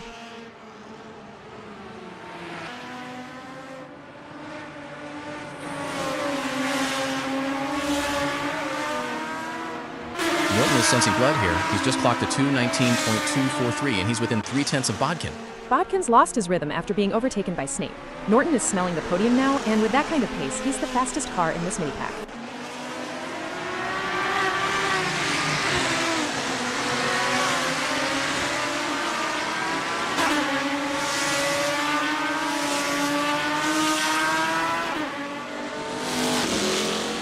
Norton is alongside. He's pulled right up to Bodkin's door. There's absolutely no daylight between them now. This is brilliant wheel-to-wheel racing. Norton has used that pace to erase the gap entirely. He's looking to force Bodkin into a mistake or just outbreak him into the next apex.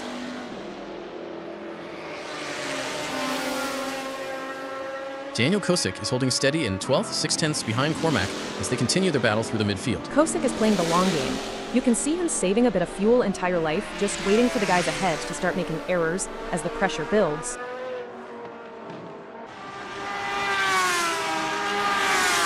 Bodkin's been demoted to 4th through Paul Frere, but he's staying close, just 3/10ths behind Norton and desperate to reclaim that podium position.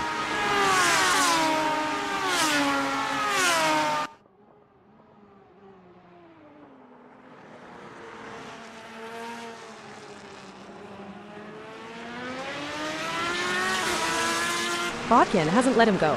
He's keeping Norton honest at 3/10ths, probably hoping Norton burns his tires out trying to chase down the leaders.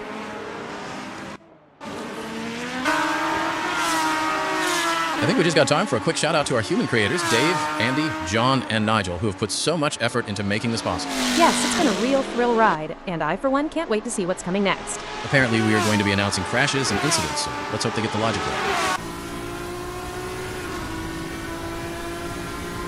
Adam Tyus is flying. He's just put in his best lap of the race, and he's within 2/10ths of Phil Bodkin now. He's definitely found something in those tires.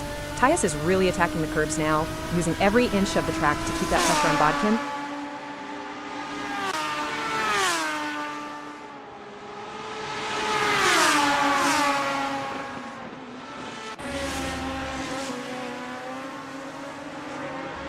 Tyus makes the move stick. He's snatched 4th away from Bodkin, and there's absolutely nothing to choose between them as they go side by side.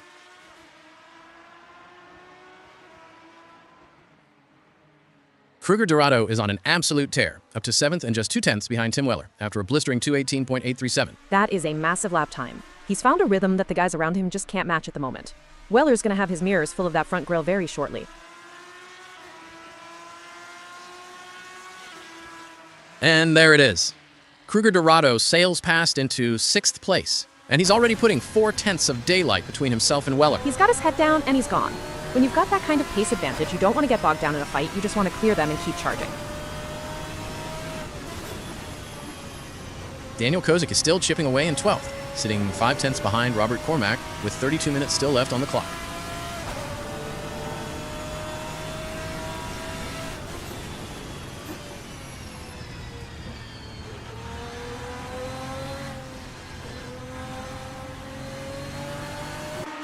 Cormac's just found a little bit of breathing room there, stretching that gap over Kosic out to 6/10ths.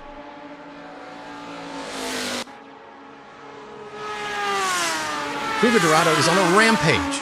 He's already closed in on Adam Tyus, just 2/10ths the difference now, as he hunts for a top 5 spot. He's carrying so much more corner speed than the cars around him. If Tyus doesn't defend the inside line right now, Dorado is going to sail right past.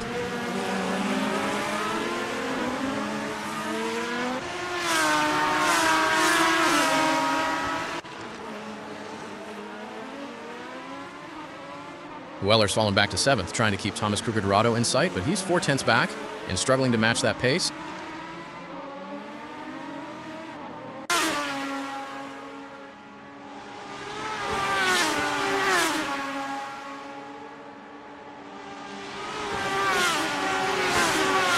Weller's found a bit of a second wind here, pulling back 1/10 of a second on Kruger Dorado. He's definitely not letting that position go without a fight. He's tucked back into the slipstream, trying to save a bit of tire and stay within striking distance.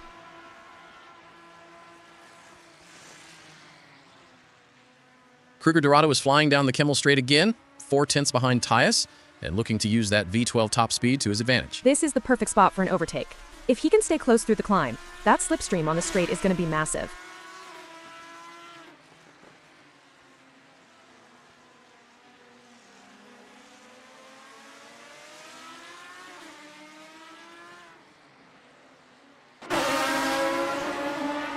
The gap to Tyus is holding steady at 4/10ths as they navigate the technical sections of the lap. Tyus is doing a brilliant job of placing his car exactly where Dorado wants to be. It's a classic defensive masterclass right now. Daniel Kosick is right on the limit. He's just set his personal best, and he's within 2/10ths of Robert Cormac now.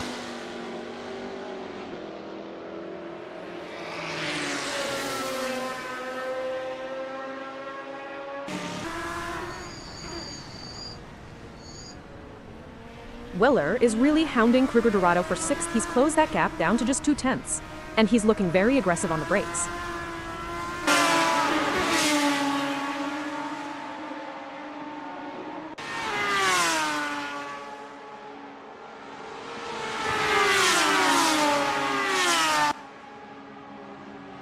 Weller has dropped back a bit. That gap to Kruger Dorado, who has moved up to 5th, is now out to half a second.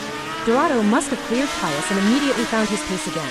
Weller's lost the toe, and that's going to make his life a lot harder on the high-speed sections.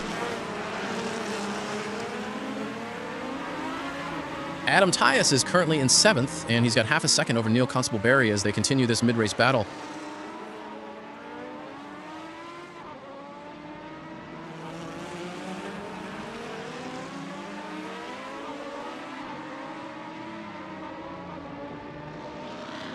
Constable-Berry is closing in. He's lopped 0.3 off the gap, and he's right on Tyus' gearbox now.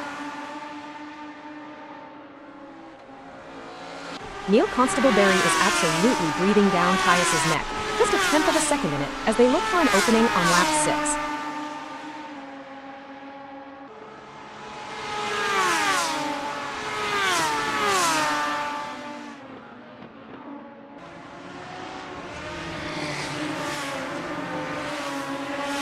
Tyus has managed to stretch the lead back out to 0.7, finding a bit of breathing room just when it looked like Constable-Berry was going to pounce.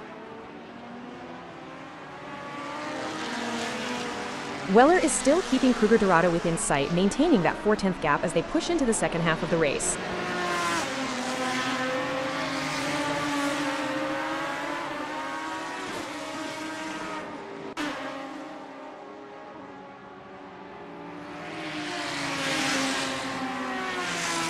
Kruger Dorado is slowly pulling away. That gap's opened up to 0.6 now as Weller starts to lose touch with the car ahead.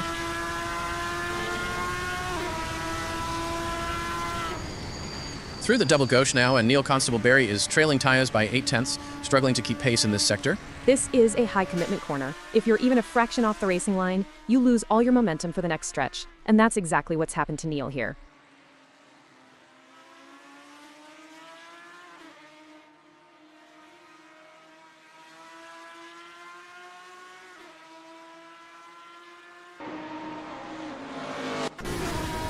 Wait, Constable-Berry has found some time. He's pulled 0.3 back on Tyus, and he's back within half a second.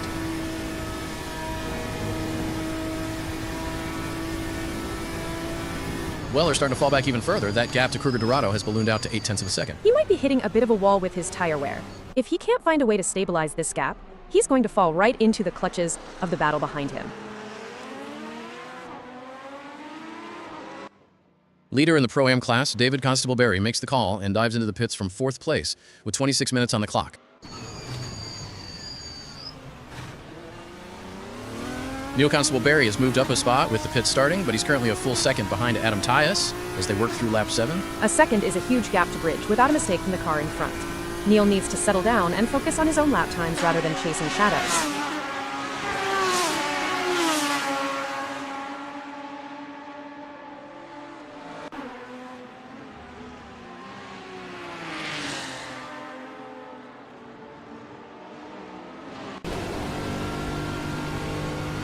The gap remains static at 1 second exactly. Neither driver giving an inch in this pursuit. It's a stalemate. They're both matching each other 10th for 10th, which is great for the lead car, but incredibly frustrating for Neil behind.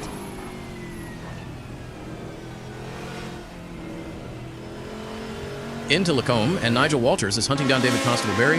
That gap is just 0.7 as they wrestle through the chicane. Constable-Berry just came out of the pits, so his tires will be stone cold. Walters has to take advantage of this right now, before those fresh rubbers come up to temp.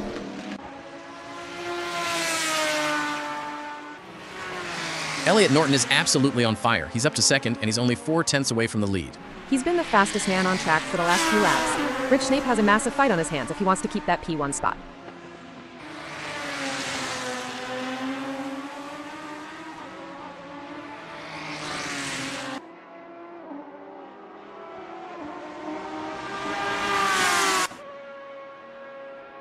Norton's holding that 0.4 gap, just waiting for the perfect moment to pounce on Snape. He's measuring him. You can see Norton trying different lines into the corners, seeing where he can get a better exit than the leader. It's only a matter of time.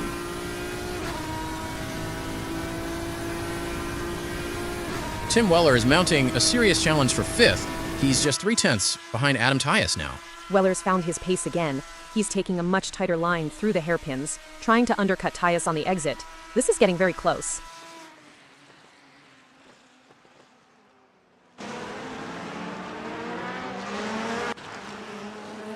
Phil Bodkin is currently holding on to the final podium spot, maintaining a 1.5-second buffer over Kruger Dorado as we approach the business end of the race.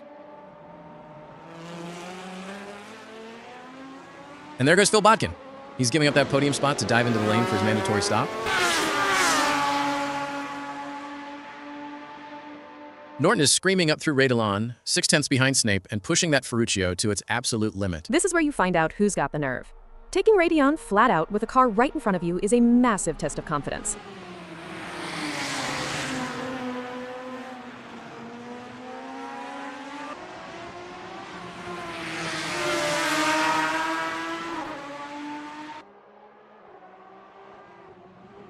Norton has closed the gap. He's half the distance to Snape, and he's only 3/10 back now. He made up all that time through the climb. Snape looks like he's struggling a bit with the balance, while Norton's car is just on rails through the high-speed stuff.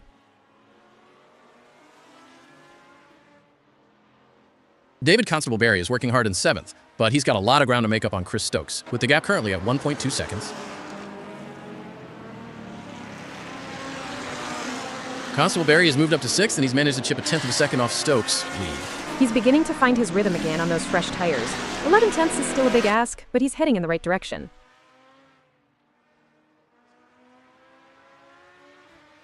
Norton is still all over the back of Snape, just 3/10 in it as they fight for the lead of the race. Snape is doing a fantastic job, under immense pressure. He's not making any mistakes, forcing Norton to try something risky if he wants that top spot.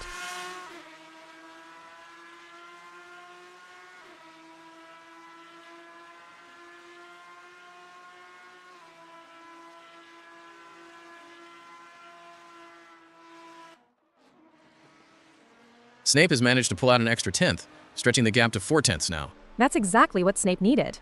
A bit of breathing room. He's managed to break Norton's momentum for the moment.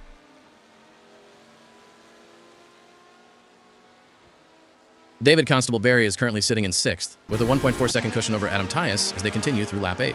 That's a solid gap, but Tyus is a determined driver. Constable Barry can't afford to get complacent here, especially with the pit strategy still playing out.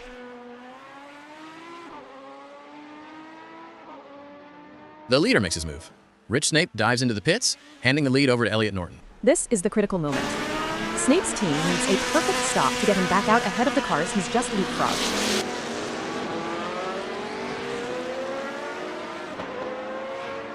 Through the chicane, and Phil Bodkin is hounding Daniel Kosick for 9th, trailing by just 7/10. Bodkin is much faster than his current position suggests. He's going to be looking to dispatch Kosick as quickly as possible and get back toward the front. Bodkin's up into 8th now, and he's closing the gap to Kosick. It's down to 6/10.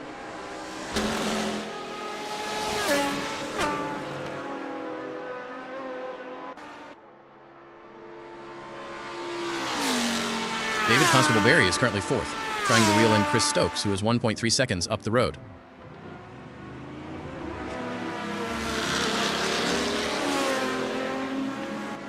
Constable Barry has done it. He snatched 3rd place away, and there's absolutely nothing between him and Stokes. What a move! He's really made those fresh tires count. Stokes is right there, though. This battle is far from over.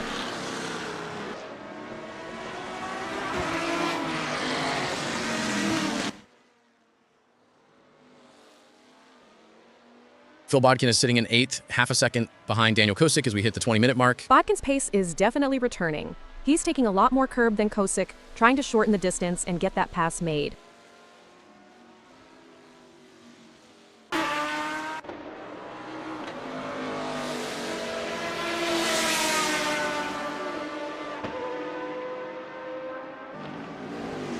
Bodkin is right on him.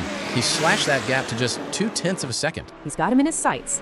One good exit from the next corner, and Bodkin will be looking to pull alongside.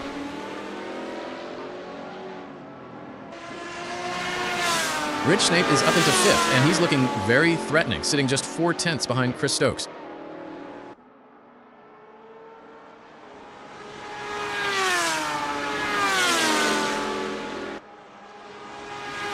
Snape's made the move. He's up into 4th, and he and Stokes are absolutely neck and neck. This is sensational racing. Neither of them is giving an inch. It's going to come down to who can hold their nerve into the next big braking zone.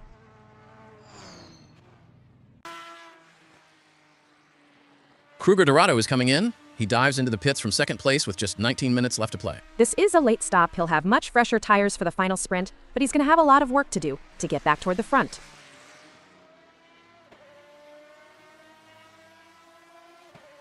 Daniel Kosick is in 7th, trailing Phil Bodkin by 0.6 as they continue their battle through lap 9. Kosick is doing well to stay with him. Bodkin is a tough competitor to follow, but Kosick is matching him for pace right now. Kosick has moved up a spot, and he's managed to pull back a 10th on Bodkin. The gap now stands at half a second.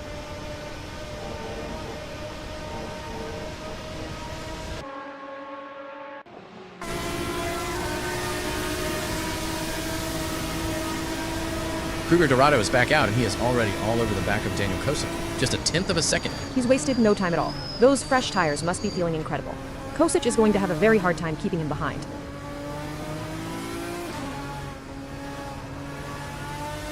Kruger Dorado has made it look easy. He's passed Kosick, and he's already opened up a half-second lead. He's in a different league right now. That fresh rubber is giving him so much more confidence into the corners, and he's just sailing away.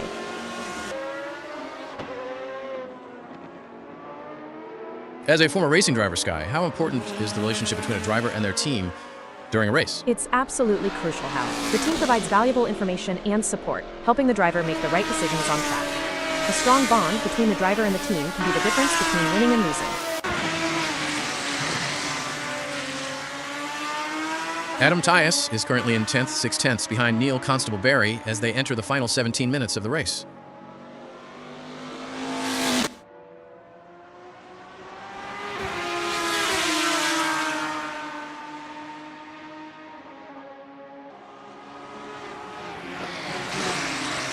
Tyus is slowly closing in. He's managed to pull back a 10th of a second on Constable Barry. He's definitely found a bit more pace.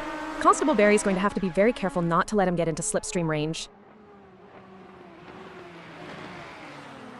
Rich Snape is in 3rd, and he's within 4/10 of David Constable Barry. This battle for the podium is heating up.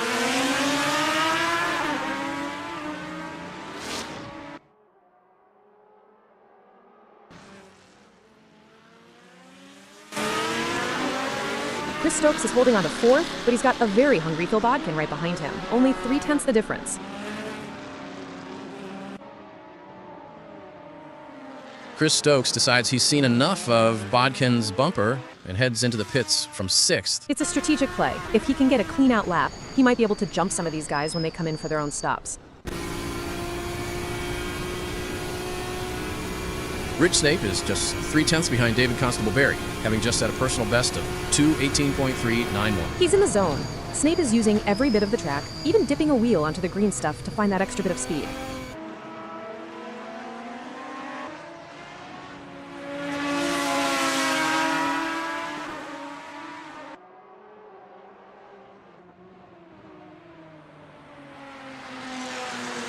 Constable Barry has managed to pull back a 10th, stretching the gap to 4/10 again. This is a real cat-and-mouse game. Every time Snape gets close, Constable Barry finds a little something extra to keep him at arm's length. Kruger Dorado is currently in 5th, trying to reel in Phil Bodkin, who is 6/10 ahead as we reach the 15-minute mark.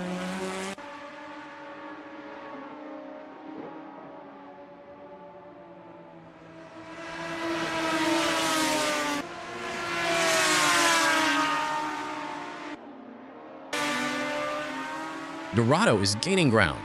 He's closed the gap to just 4/10 of a second now. He's definitely the faster car at the moment. Bodkin is going to have to get very wide very soon if he wants to stay in 4th.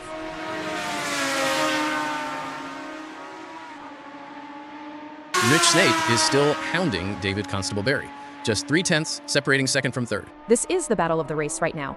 Neither driver is making a mistake. It's just pure high-speed chess at this point.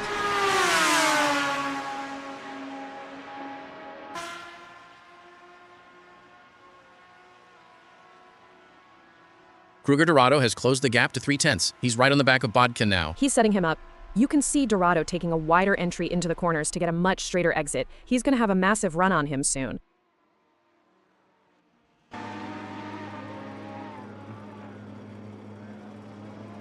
Elliot Norton is still leading the way, maintaining a comfortable 2.3-second lead over David Constable Barry as he prepares for his pit stop.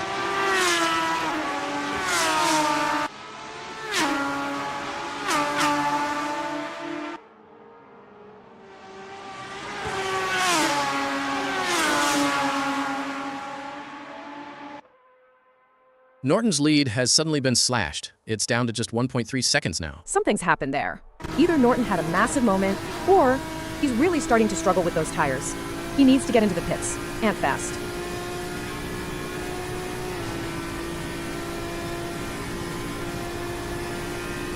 Phil Bodkin is in 5th, 5/10 behind Kruger Dorado as they continue their battle through lap 12. He's lost a bit of ground there. Bodkin needs to stay focused and not let Dorado pull away, especially with the final pit stop still to happen.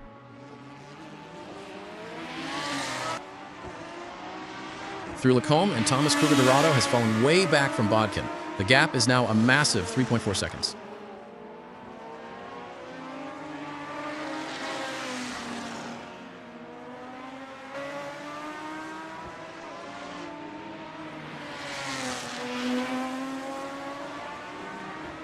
The gap is still growing.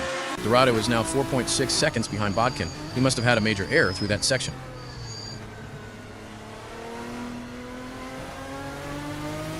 Adam Tyus is right there in 8th, just 3/10 behind Neil Constable Barry. This is a great battle for those midfield points.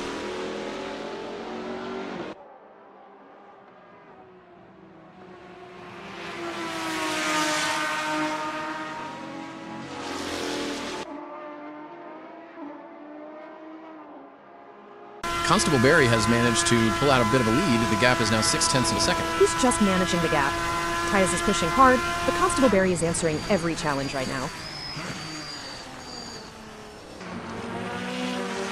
Rich Snape is in 2nd, 1.4 seconds behind the leader Elliot Norton as they head through the final chicane on lap 12.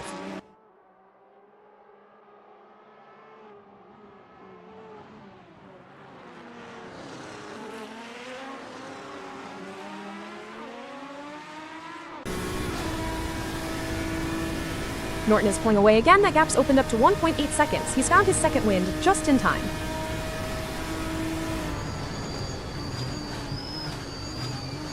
Tyus is right on the back of Constable Barry again. He's closed that gap down to just 0.2. He's absolutely determined to get this position. You can see him lunging into the braking zones, really testing Constable Barry's resolve.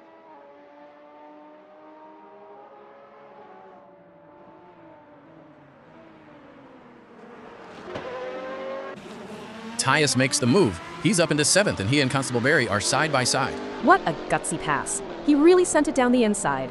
Now he needs to focus on hitting his marks and pulling away before Constable Barry can strike back.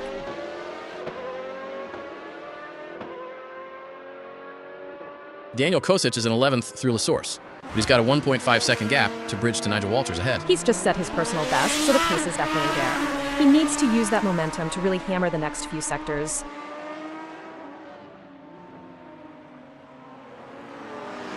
Kruger Dorado is holding on to 5th, but he's got Tim Weller right on his tail, only 0.3 the difference.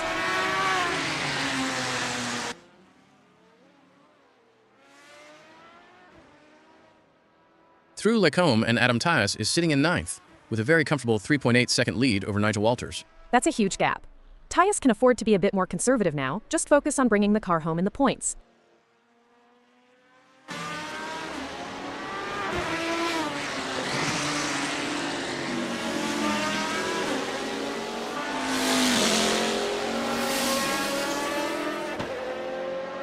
Walters is absolutely flying. He's carved over 2 seconds out of Tyus. Led, the gap is now down to 1.7 seconds.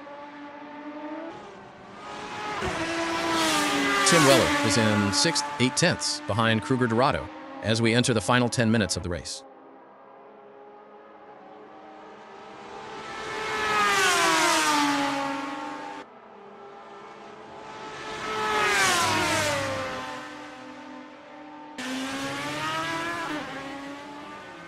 Weller is closing in. He's pulled back 0.3 on Dorado. The gap is now down to half a second. He's really found some pace in these final laps. Dorado is going to have to defend hard if he wants to keep that 5th place spot.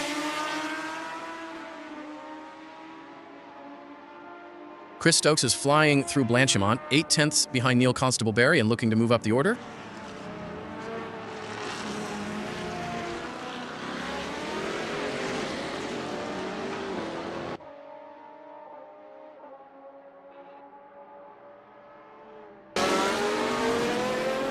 Stokes has closed that gap down to half a second. He's taking a very aggressive line through the high-speed sections, trying to force a mistake. Nigel Walters is currently in 10th, holding a 9/10 lead over Daniel Kosic as they continue through lap 14.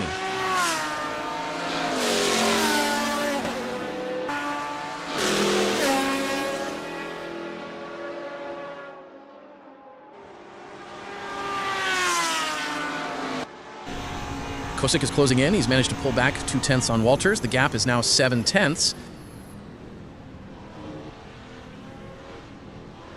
Through Lacombe, and Chris Stokes is right on the back of Neil Constable-Berry. Just 2/10 the difference.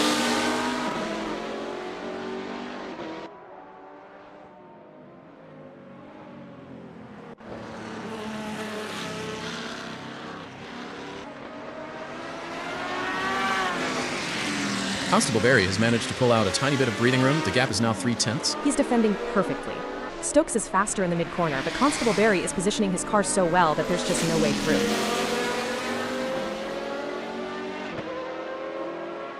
Into Bruxelles, and Daniel Kosic is right on the back of Nigel Walters, just half a second in it. This is a notoriously difficult corner to get right. If Walters misses the apex even by a few inches, Kosic will be right there to pounce on the exit.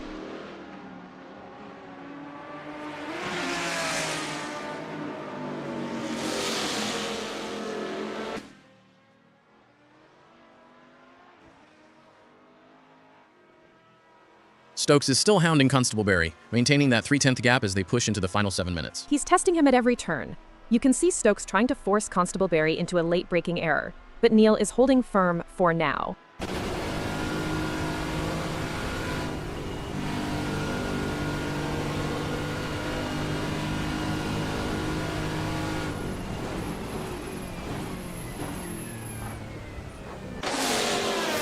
Constable-Berry has managed to stretch the lead out to half a second, finding a bit of rhythm in this sector. He's really managed that gap well. Stokes is going to need to find something special in these final laps to get back into striking distance.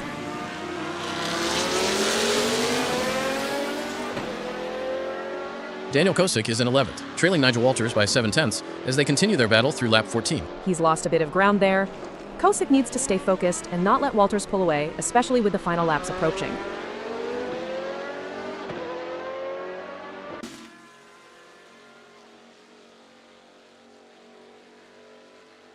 Through Radion, and Chris Stokes is 8/10 behind Neil Constable-Berry, having lost a bit of time on that previous lap.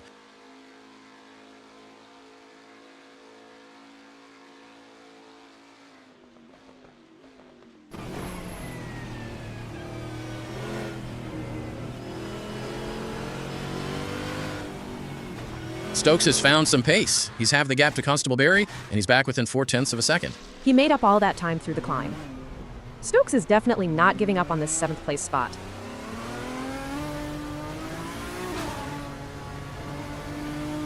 Through Lacombe, and Adam Tyus is in 11th, 3.6 seconds behind Daniel Kosic as they enter the final 6 minutes of the race.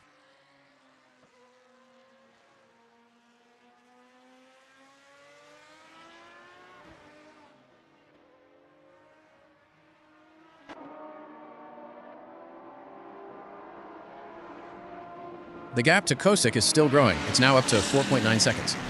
Tyus must have had a moment there. When you're pushing that hard at the end of a race, it's so easy to overstep the mark and lose a bunch of time.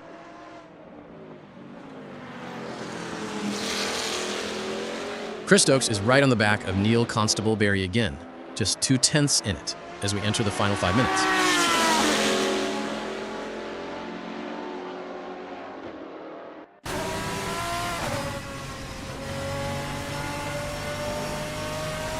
Daniel Kosic is in 10th, trying to reel in Nigel Walters, who has a 1.1 second lead as we approach the end of the race.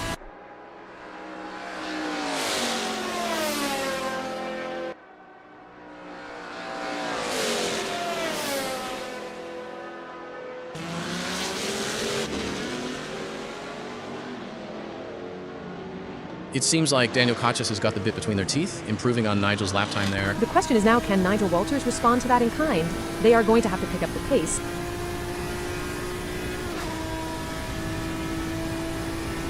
Tim Weller is in 6th, and he's just set a personal best, though he's still 3 seconds behind Thomas Kruger-Dorado with only 4 minutes left to go.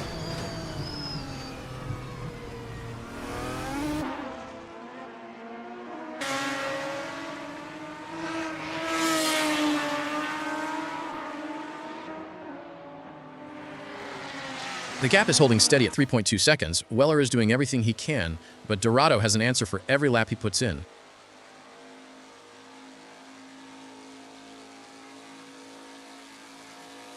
Daniel Kosick is charging down the Kemmel Straight, 1.1 seconds behind Nigel Walters as we head into the final stages of the race. He's going to need to use every bit of that slipstream. Walters is doing a great job of staying out of reach for now, but the pressure is definitely mounting.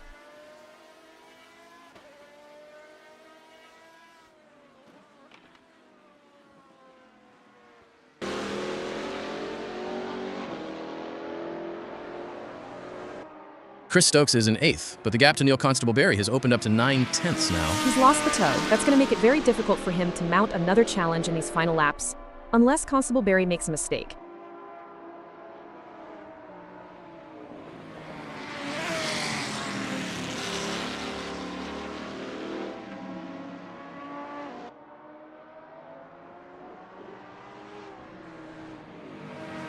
Stokes is fighting back. He's closed the gap to 0.6 of a second now. He's definitely not giving up. He's taking some huge risks through the high-speed sections to try and get back into striking distance.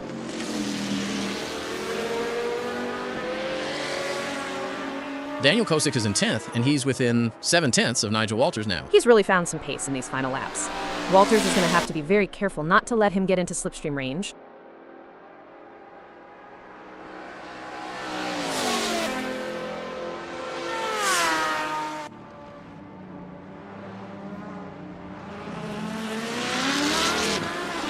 Chris Stokes is currently in 8th, half a second behind Neil Constable-Berry as they continue their battle through lap 16.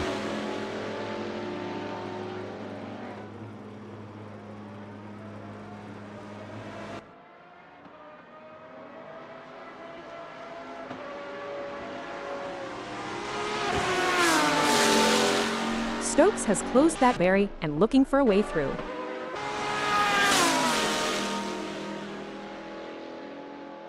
Daniel Kosick is in 10th, and he's within 0.4 of Nigel Walters as they start lap 17.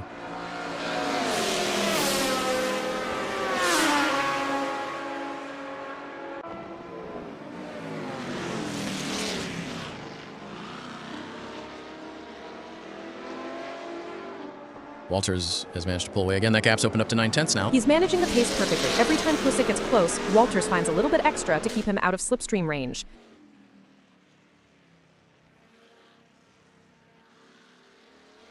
Drew Bruxelles and Chris Stokes is right on the back of Neil Constable-Berry, just 0.2 in it as they fight for 7th.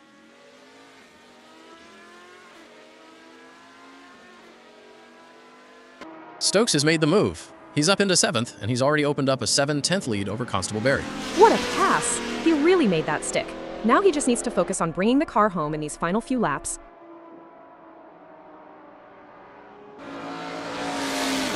And we're back, where the drivers are showing us some incredible skills. Indeed, Hal. It's always exciting to see these skilled machines on the tracks. I mean, drivers. I always get them confused.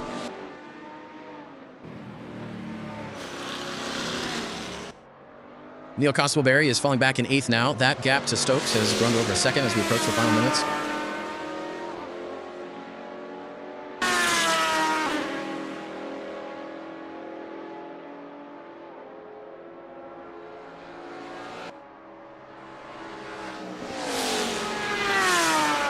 Stokes is really stretching his legs now, pulling that gap out to 1.2 seconds over Constable-Berry. It looks like the fight has gone out of Neil's tires. He's struggling for traction on the exits, and he simply doesn't have the tools to fire back at this stage.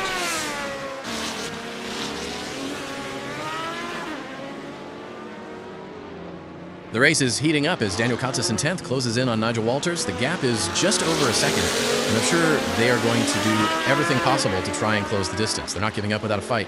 This is where experience comes into play. Nigel Walters has been in this position before and knows how to defend their position. But Daniel is hungry for success and won't give up easily. Will we see a clash of the Titans?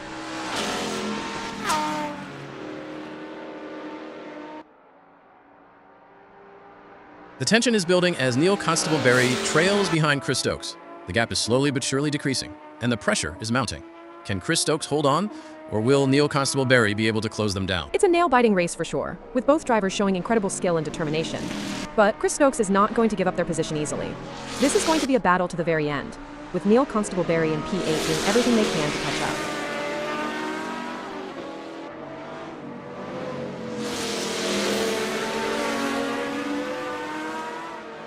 It's a classic case of chasing down the car ahead for Daniel Caucus, who is currently in P10. But Nigel Walters is not making it easy, and the gap remains over a second. This will require some expert driving from Daniel Caucus. Absolutely, Kosick and 10th will need to be patient and carefully work to reduce that gap without overdriving it, as they can't afford to take unnecessary risks and risk an off or damaging their car. Let's see if they have what it takes to get back into the game here.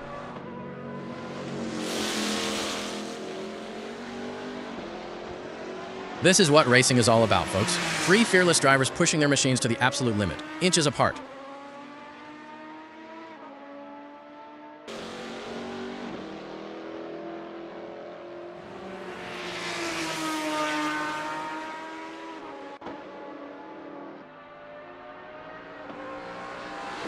The gap for Tyus is absolutely blown out to 6 seconds. He's completely lost the scent of Nigel Walters ahead.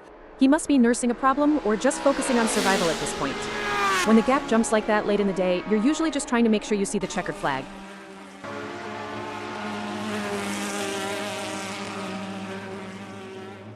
Constable-Berry is still in 8th, but he's dropping further back from Stokes, with the gap now out to 1.4 seconds on lap 18. He's definitely struggling with the car's balance now. Every corner looks like a bit of a wrestle, and the lap times are starting to reflect that fatigue.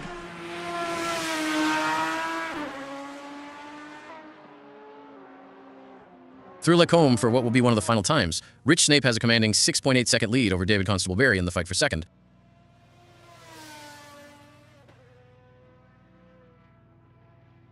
Things don't seem to be going Thomas's way in this race, as that's a big gap they'll have to close to even be in with a shot for gaining a place here.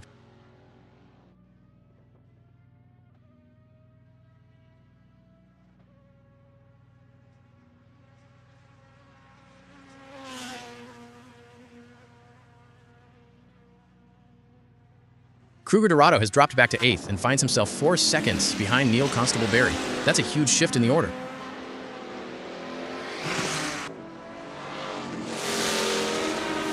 Neil Constable-Berry is in 7th, 1.4 seconds behind Chris Stokes, but he has just set a personal best lap of 2:20.264.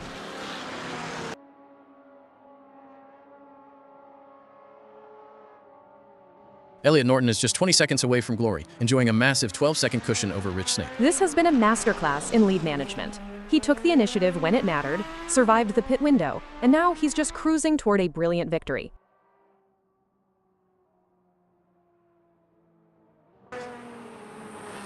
The leader has just finished the race. A fantastic result for Elliot Norton.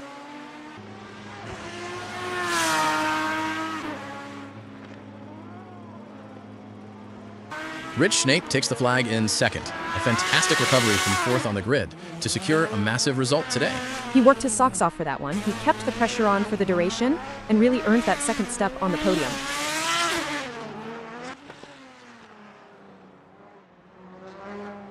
That was an outstanding performance from Daddy Dave. They fought hard and took the final spot on the podium.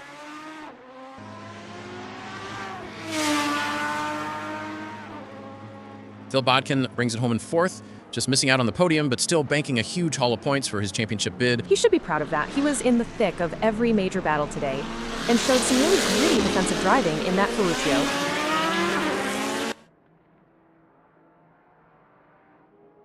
Tim Weller secures a very well-deserved 5th place. He was consistently one of the quickest on track and really kept the pressure on the leaders right to the end.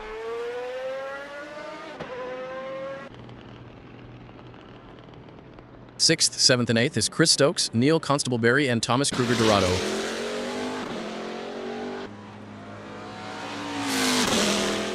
Daniel Koshas claimed 9th.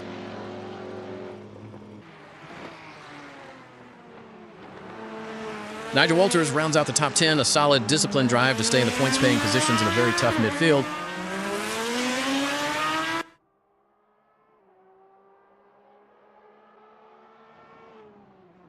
Adam Tyus finishes just outside the top 10 in 11th, after a race that saw him right in the middle of some of the day's biggest skirmishes. He had the pace for more, but that's racing. A couple of moments cost him time, but he kept his head and saw it through to the end.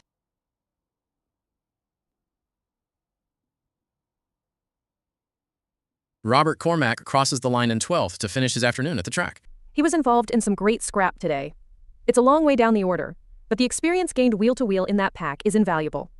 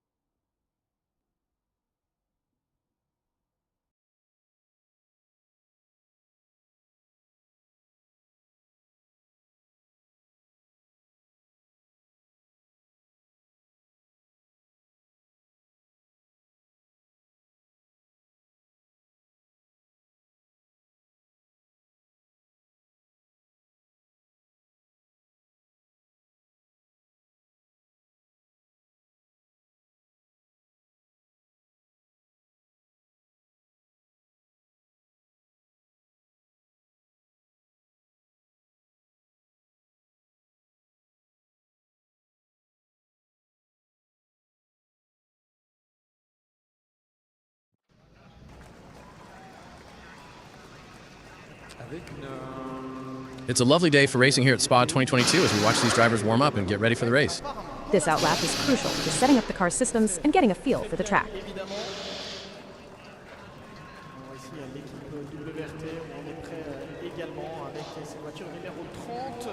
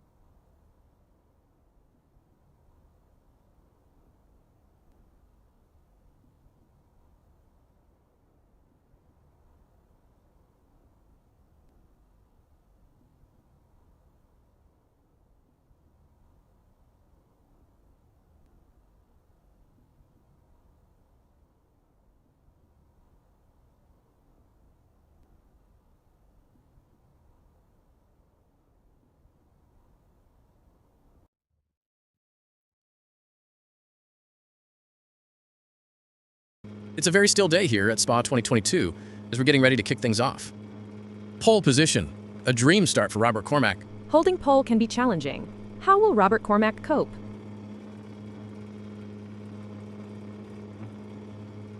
Front row start for Adam Tyus, putting that screaming V12 Ferruccio right where it needs to be. He might be an AM class entry, but starting in P2 means he has got the pace to make the pro drivers very nervous into the first corner. Nigel Walters is lining up right behind Tyus, making it an all-British second row in those V8 shadows. Walters is a smart racer. He will be looking to use that V8 torque to jump the Ferruccio the moment those lights go out. Thomas Kruger Dorado rounds out the top 5, putting a second Ferruccio 55 right in the heart of the lead pack. Being in that Pro-Am class, he has the experience to stay patient while the two AMs ahead sort themselves out. He will be smelling blood early on.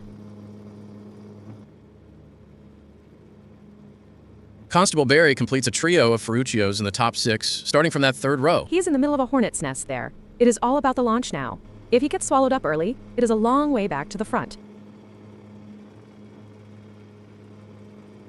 Further back in 8th, Tim Weller is another one to watch in that V12 Ferruccio. Starting mid-pack is a nightmare for your blood pressure. He has got to find clean air fast or those front tires will be cooked before the first stint is over.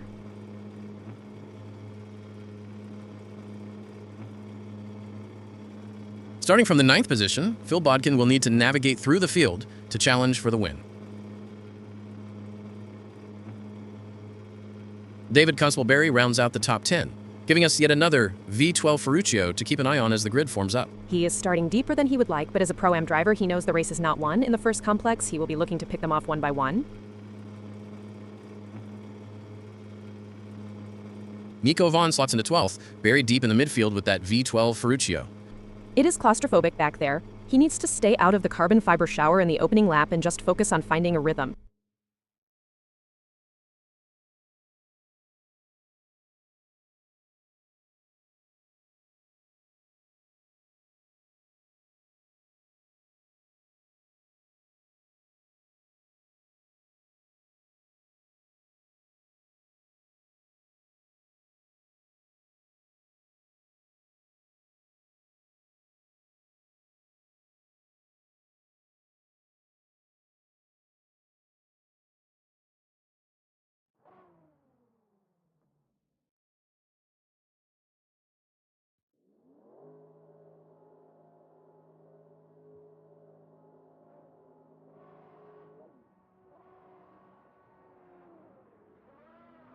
Engines are roaring, but the pace is held firm as the field follows the safety car away for the formation lap.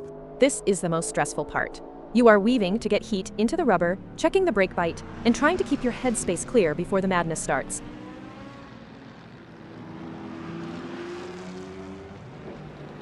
Look at them all twitching and weaving down the back straight, trying to wake those tires up. It is a delicate balance. You want the carcass warm, but if you overdo it, you are just scrubbing life off the tread before you even see a green flag. The tension is palpable now. You can almost hear the drivers holding their breath as they wait for that safety car to duck into the pits. My heart used to be doing about 160 beats per minute right here. You were just praying the guy in front doesn't fall asleep on the restart.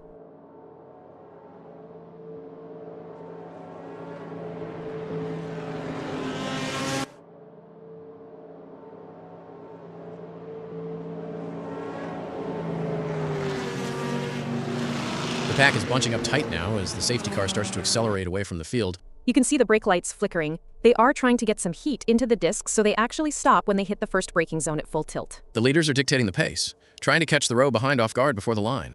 It is a game of cat and mouse. If you are too far back, you get that accordion effect, and you are basically a passenger if someone up front hesitates.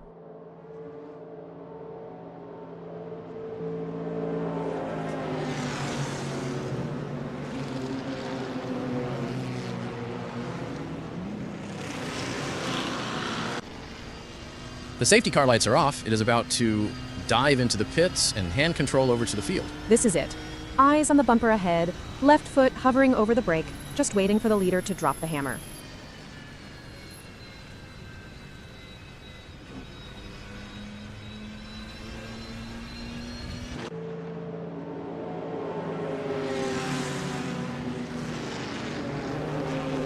Final few moments of calm before the storm as the pack rounds the final sector. You can see Adam Tyus and Nigel Walters practically side by side already. They are itching to get this race started. The safety car has disappeared into the lane. The field is in the hands of the pole sitter now. Every driver is looking for that tiny gap. You have to be aggressive here, but one mistake on cold tires and you are facing the wrong way.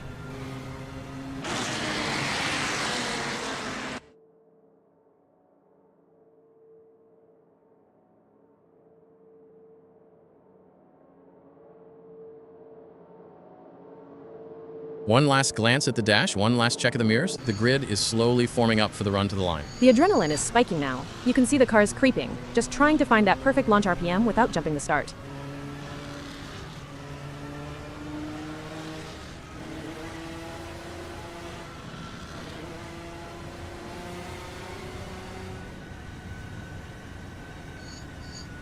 The field is holding a disciplined line, but you can feel the energy building under those hoods. They are keeping the revs high now. It is all Safety about car that in this split-second lap. reaction when the green flag drops.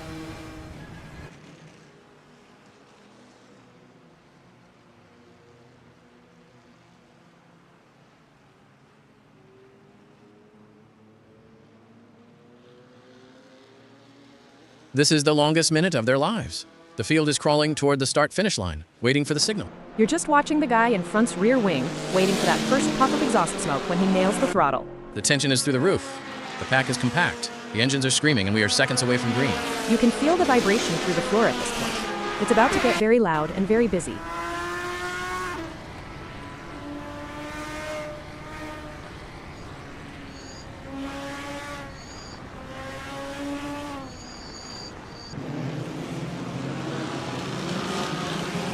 The safety car is long gone now. The pack is under the control of the front row as they creep toward the Green, line. green, green, let's This go. is where the nerves really bite. You're checking the steering centering, making sure the gear shift feels crisp. It's go time. The crowd is on their feet, the drivers are locked in, and the wait is almost over. You see that gap closing up? Everyone's trying to get a run. If you're caught sleeping here, you'll lose 3 places before the first apex. Green, green, green.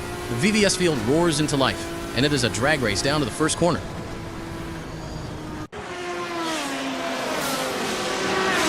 What a start from Neil Constable Barry. He has jumped Thomas Kruger Dorado and is already up into 4th place. Dorado is tucked right under that rear wing, only 3/10 back. He won't let that position go without a fight through this opening lap.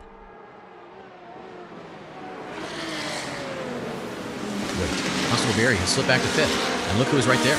Dorado is still hunting him down. The gap is out to 4/10 now. Neil must have had a bit of a wobble or missed an apex to let the pack back at him like that. Chris Stokes is absolutely glued to the back of Dorado through Lacombe, just 2/10 separating them.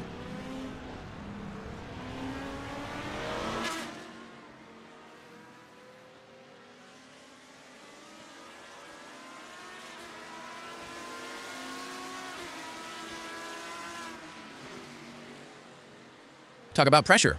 Chris is caught in the middle, feeling the heat from both Tim and Thomas. I'm on the same page, Hal. The gaps to the cars ahead and behind provide valuable context to understand the challenges faced by Baldilots. It's a constant juggling act, and they need to seize the right moment to gain an advantage. Elliot Norton is under massive pressure here, with Tim Weller breathing down his neck, only 3/10 behind. Weller is looking for any mistake. At this stage of the race, holding that 8th spot is all about placing the car exactly where the guy behind doesn't want it to be.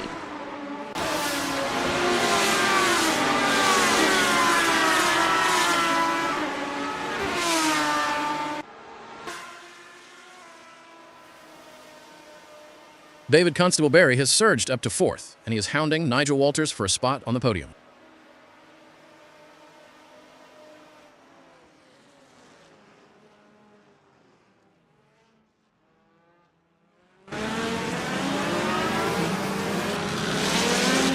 Walters is just starting to stretch his legs now, opening that gap up to half a second over David Constable Barry.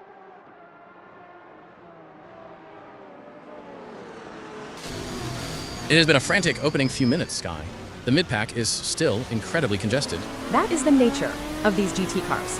When you have got that much power and weight, the slipstream is a massive factor. You can't just pull away. I am seeing a lot of defensive lines being taken already. Isn't it a bit early to be burning up the tires like that? It is a gamble. If you lose 2 or 3 spots now because you are being polite, you might never see the lead group again.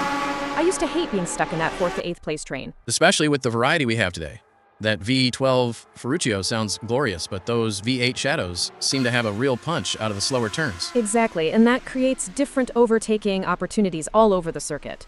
We are seeing drivers having to get really creative with their apexes just to find some clean air. Chris Stokes is absolutely hounding Weller through Lake Home. There is barely a cigarette paper between them. He is looking for the overlap. In these tight complexes, you have to be so careful not to trip over each other's front splitters.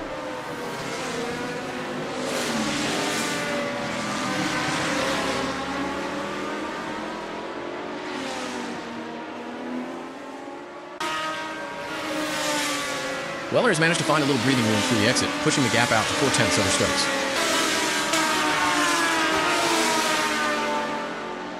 The drivers have been working hard to come up with a perfect race strategy. They've been looking at the weather, the track conditions, and the performance of their cars. Now it's time to put that strategy into action and see if it pays off.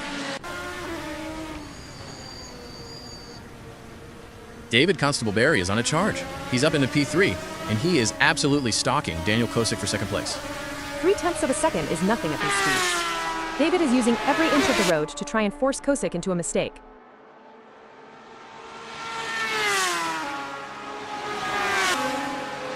He has done it. David Constable-Berry pulls off the move on Kosick and snatches second place.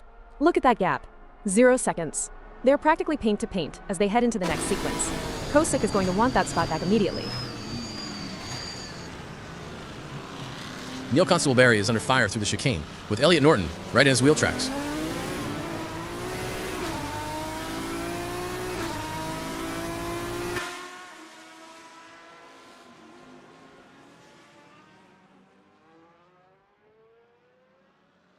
Norton has actually dropped back a bit, now sitting in 7th, which gives Neil a bit of a cushion in P5. That gap has doubled to 0.4. It looks like Norton might have overcooked it trying to make a move in that last section. Thomas Kruger-Dorado is absolutely glued to the back of Elliot Norton, only 1/10 of a second in it. He is sniffing for a gap. When you are that close, you are basically driving by instinct because you cannot see anything but rear wing.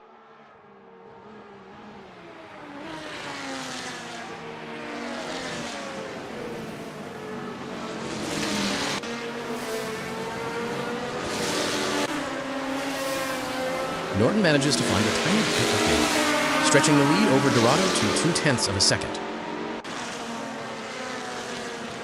Elliot Norton is making a huge play for 5th place. He is right on the bumper of Neil Constable-Berry.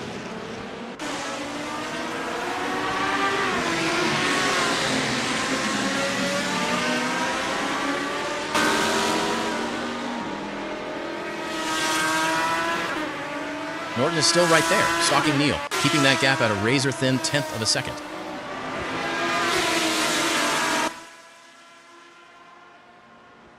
The intensity at the front hasn't dipped for a second. We are seeing these gaps fluctuate by just 1/10 of a second lap after lap. It is exhausting. People at home might think 1/10 of a second isn't much, but when you are at 200 kilometers an hour, that is the difference between a clean overtake and a trip to the gravel. And you can see the different lines being taken through the high-speed stuff. Some guys are sacrificing the entry to get that monster launch onto the straights. I used to love doing that. You let the car ahead, think they have a gap, then you just reel them in with the slipstream. It is a psychological game as much as a physical one. We have seen the Constable-Berry family right in the thick of it today. David and Neil are both putting on a masterclass in defensive driving. They are certainly making their presence felt. You have to wonder if they have been sharing setup notes, because those Ferruccios look very frantic through the technical middle sector. Thomas Kruger-Dorado is right under the gearbox of Neil Constable-Berry. Now it is a proper battle for 6th. Dorado makes the move stick and immediately puts half a second between himself and Neil Constable-Berry.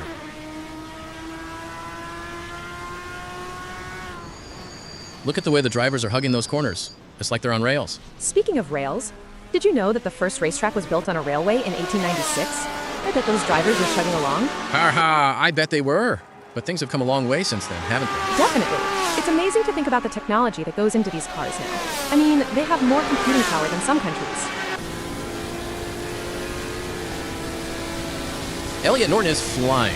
He's up into 5th, and he is already breathing down Nigel Walters, neck for 4th place. Norton is on an absolute tear. He has just muscled his way past Walters to take over 4th position.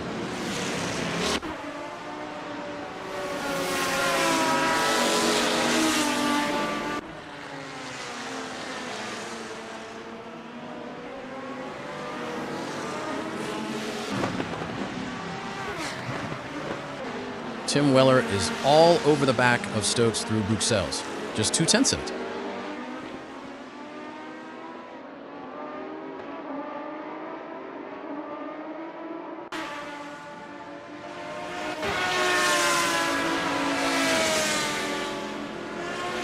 Weller is keeping the pressure dialed up to the max, shadowing Stokes with that gap holding steady at 0.2. Stokes is doing a great job of hitting his marks. If he can keep the car wide through this next section, Weller is going to have to get really aggressive to find a way past. Dorado is in 6th now, trying to reel in Nigel Walters, who is 0.4 further up the road. He is taking a lot of curb out there. You can see the car dancing. He is absolutely on the limit trying to bridge that gap.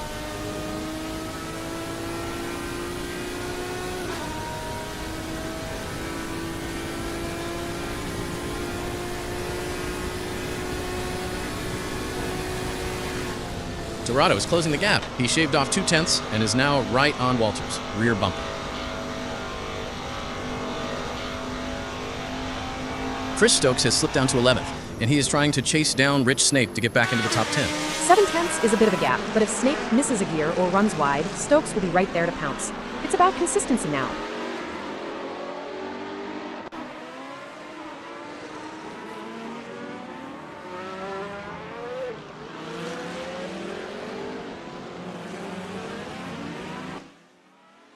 Stokes is chipping away at that lead. He's down to 0.4 behind Snape, who has moved up to 9th. The rhythm is coming back to him. You can see he's much more settled in the braking zones now, trusting the aero to do its work. Phil Bodkin is right on the tail of Chris Stokes, just 0.1 second separating these two.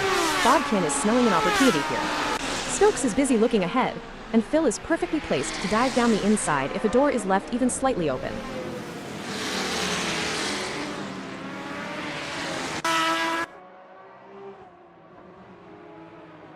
David Constable-Berry is absolutely flying. He's just 0.2 off our leader, Adam Tyus. This is the fight for the win right here. David just set his personal best lap. He is finding speed exactly when he needs it to mount a challenge for P1.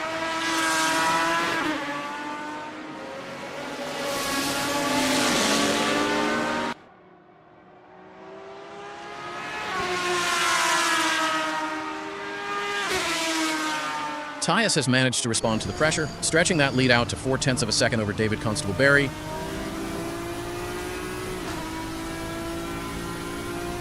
Rich Snape is in 9th, and he's closing in on Neil Constable-Berry. That gap is down to 0.3. Snape's pace has been solid all race. Neil is going to have to get that Ferruccio as wide as possible to keep the Shadow V8 behind him.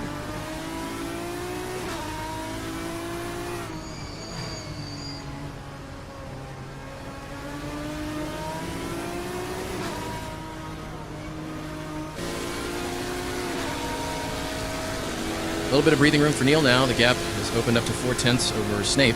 It's that rubber band effect. You gain a bit in the technical stuff, then the V8 power helps them pull away on the exit.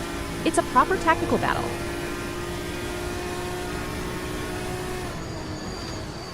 Thomas Kruger Dorado has moved up into 5th and is now hounding Daniel Kosick, with only 0.3 between them.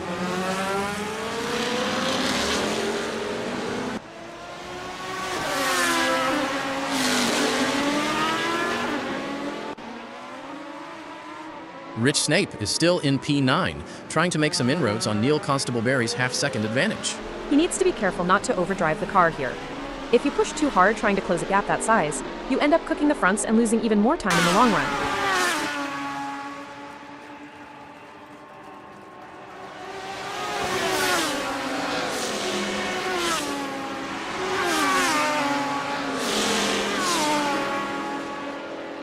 Snape has found some extra pace. He's right back on the tail of Neil Constable-Berry, just 0.2 behind.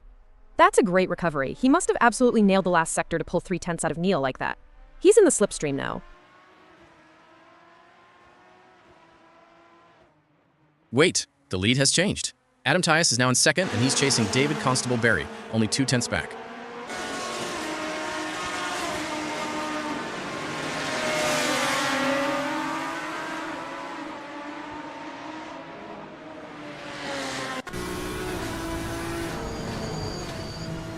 David Constable-Berry is trying to break the toe, pulling out to a 0.4 lead over Adam Tyus.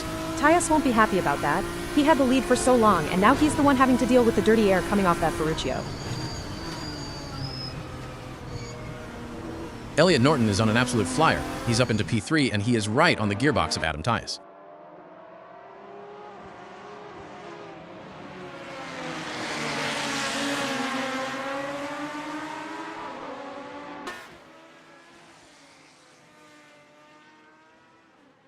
Tim Weller is in 7th, and he's putting the pressure on Nigel Walters. Just 0.2 of a second in it.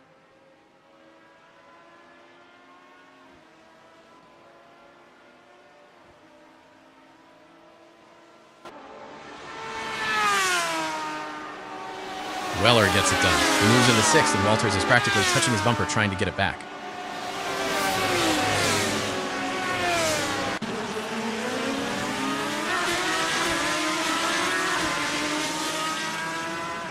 Nigel Walters has fallen to 7th, and now he has Rich Snape right on his tail, only a 10th behind. Walters is reeling. After losing that spot to Weller, he has to settle down quickly, or Snape is going to pick him off as well.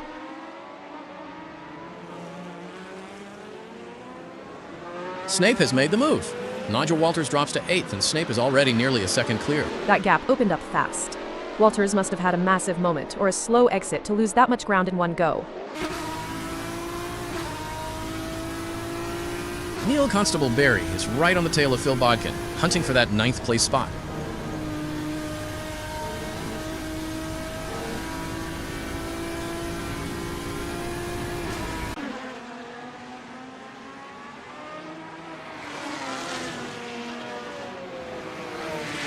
Phil Bodkin has bolted. He's pulled over a second clear of Neil Constable Barry now. Neil's pace seems to have dropped off there.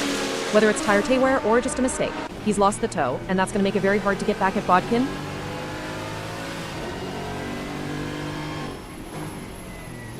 Chris Stokes has climbed up to 7th, and he's got 0.4 over Phil Bodkin.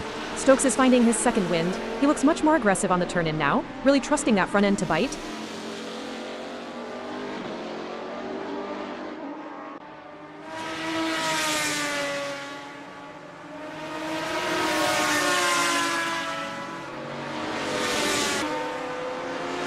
Stokes is holding steady in 7th, maintaining that 0.4 gap to Bodkin. It's a stalemate right now. Both drivers are matching each other sector for sector, just waiting for the other to blink. Tim Weller's up in 5th place, but Rich Snape is only 0.3 back and closing. Snape has been one of the fastest cars on track for the last few laps. Weller is going to have to defend like his life depends on it here.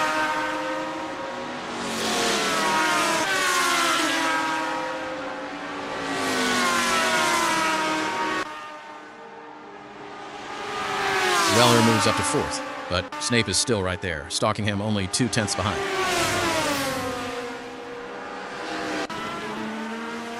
Rich Snape is in P5 and screaming through Blanchimont with Daniel Kosick just a 1/10 of a second behind. Blanchimont is flat out in these cars.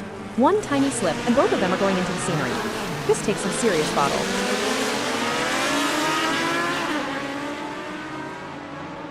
Huge drama for Rich Snape.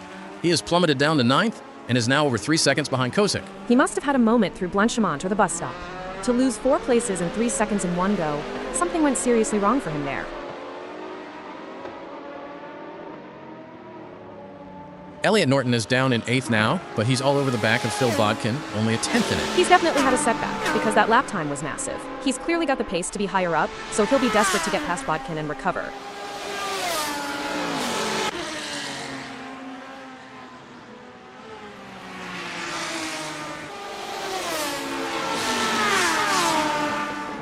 Rich Snape is in 9th and trying to reel in Elliot Norton with 0.4 between the two. Both of these guys have had a rough few minutes. It's a battle of who can settle their nerves the quickest and get back into a rhythm.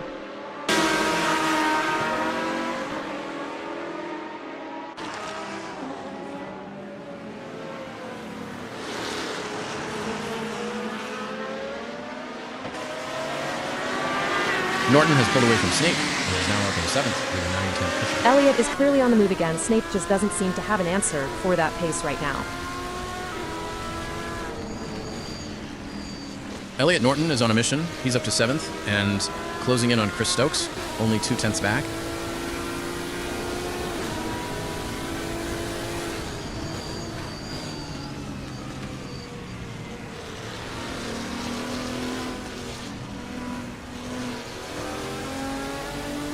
Norton is still shadowing Stokes. keeping that gap at 0.2 of a second. Stokes is making that car very wide. He knows exactly where Norton wants to put his nose, and he's shutting the door every single time. Rich Snape is in 9th and hounding Phil Bodkin, with just 0.3 separating them.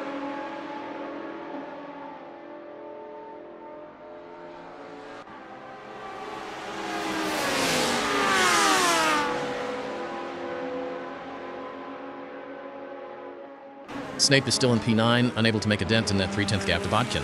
It's so frustrating being that close. You can see every mistake they make, but you're just not quite close enough to capitalize on them.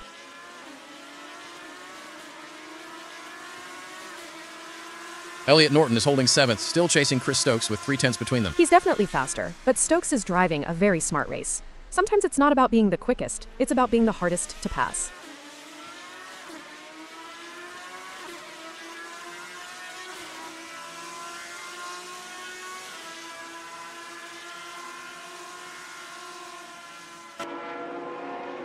Norton is still in 7th, but the gap to Stokes, who is now up in 5th, is down to just 0.2.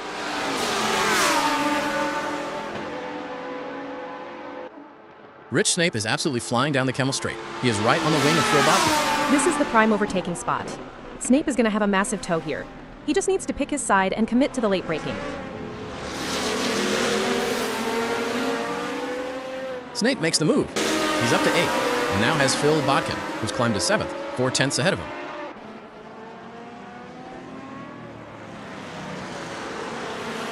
Phil Bodkin is in 7th and trying to hold off Rich Snape through Bruxelles, with half a second between them.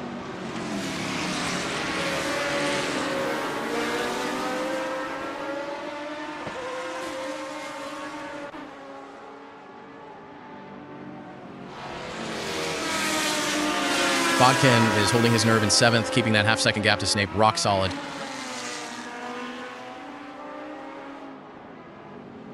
You know, Sky, it's been a relatively quiet race so far. That's right, Hal. The drivers seem to be pacing themselves and waiting for the right moment to make their move. It's like watching a slow dance.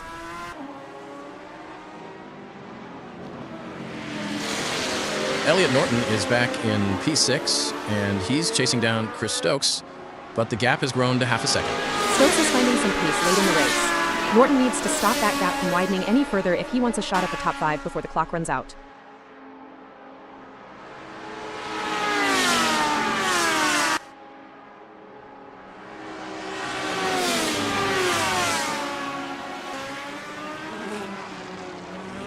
Norton is closing back in. He's cut the gap to Stokes down to just 0.3 of a second.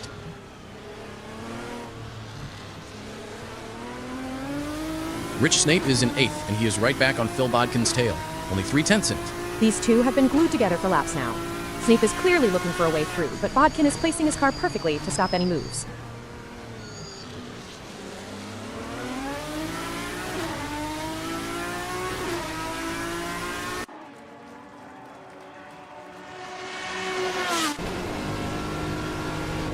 Snape is right on the bumper now.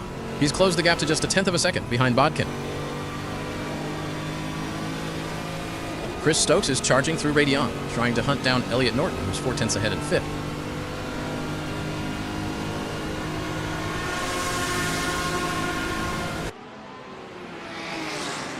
Stokes has hit trouble. He's dropped to 7th, and Elliot Norton is now over 1.5 seconds clear. That gap blew out in an instant. He might have had a huge moment through the top of the hill. You lose the rear there, and your momentum is completely shot. Dorado is on a late race charge for the podium. He is right on Adam Tyus for 2nd place.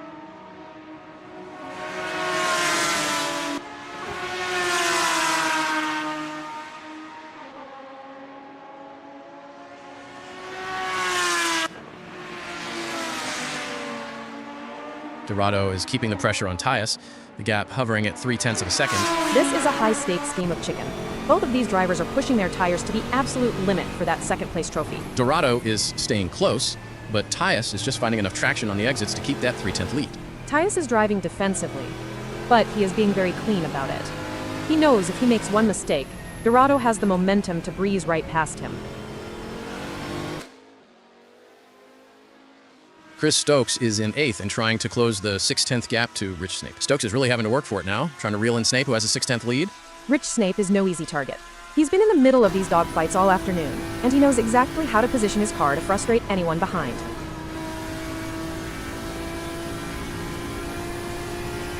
Dorado has slipped to fourth and is now chasing Elliott Norton, who has a 7/10 lead in third. Thomas Kruger Dorado has fallen off the podium for now, with Norton sitting 7/10 ahead in third. He can't afford to let Norton escape. If that gap hits a full second, the slipstream effect vanishes and it becomes a much harder mountain to climb.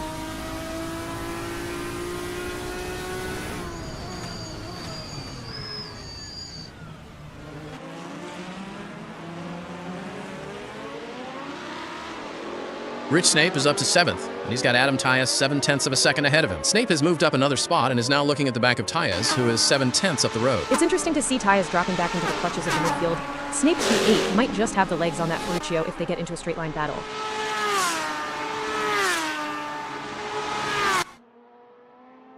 Snape has overtaken Tyus. He's up into sixth, and Tyus is right there, trying to fight back. What a move! Tyus is clearly struggling now, and Snape capitalized on that weakness immediately. That 10th of a second gap means this isn't over yet, though. Rich Snape completes the move on Tyus and takes sixth.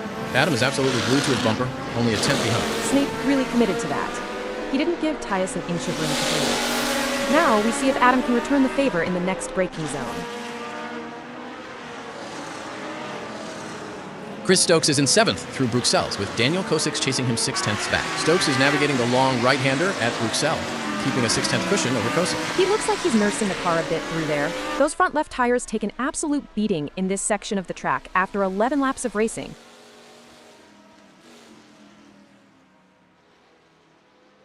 Adam Tyus is down to ninth now, and he's chasing Daniel Kosick, who is 7/10 ahead. That 2:33 lap time tells the whole story. Tyus must have had a major incident. It's heartbreaking to see a frontrunner fall that far back so late in the day. Tyus has plummeted to ninth after a massive mistake on that last lap, now trailing Kosick by 7/10. You could see that coming. The car was getting more and more erratic. He's got to keep his head now and just bring it home in the points.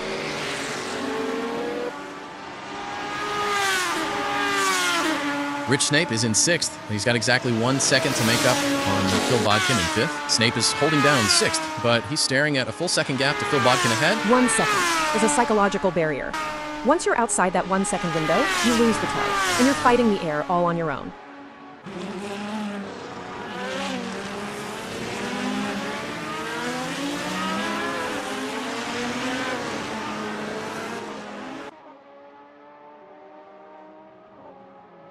Dorado is in fourth, but the gap to Elliott Norton on the podium has grown to 1.6 seconds. He's had a slow lap there, nearly 12 seconds off his best. Whatever happened, it's given Norton a massive safety net in third place. Dorado's hopes for a podium are fading as the gap to Norton in third blows out to 1.6 seconds. That 2:30 lap was a disaster. Dorado is probably more concerned about keeping that fourth place now than trying to catch the lead group.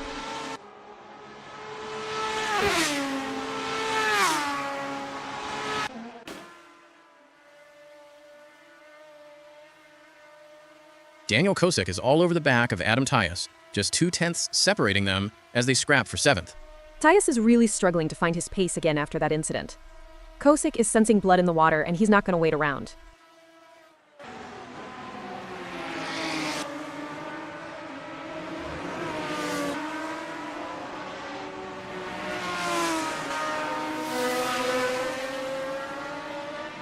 Tyus has managed to find a second wind, pulling out a 1 second lead over Kosick.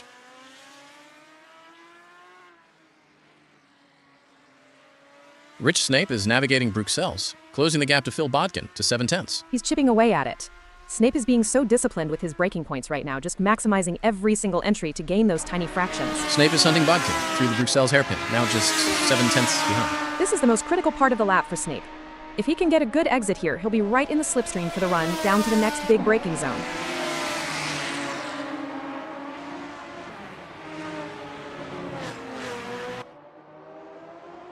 Elliott Norton is on a charge for second place.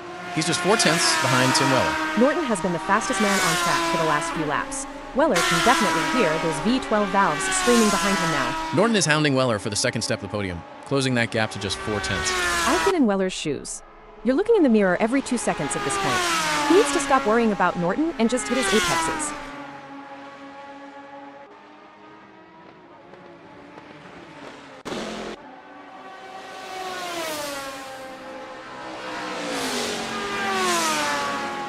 It's a battle of wills out there, with Tyus trying to outsmart and outmaneuver Chris Stokes. The gap is slowly closing, but time is running out. Will we see a dramatic finish to this race? Absolutely. Adam in ninth will need to be patient and carefully work to reduce that gap without overdriving it, as they can't afford to take unnecessary risks and risk an off or damaging their car. Let's see if they have what it takes to get back into the game here. Drama for Daniel Kosick. He's pulled into the pits from 9th place with only 2 minutes remaining. That is a disaster. So late in the game, you have to assume it's a technical issue, or maybe he's just run out of fuel. Either way, that's points down the drain. Shock in the closing stages as Kosick dives into the pit lane from P9. You don't pit with 2 minutes left unless you absolutely have to. That's gutting for the team after fighting so hard in the top 10.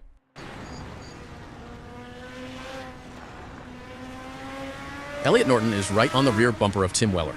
He's looking for a way past for second place. Norton is sniffing for a gap, just a tenth of a second behind Weller in this battle for P2. He's looking for the overlap everywhere. Weller is defending the inside line, making that car as wide as a house.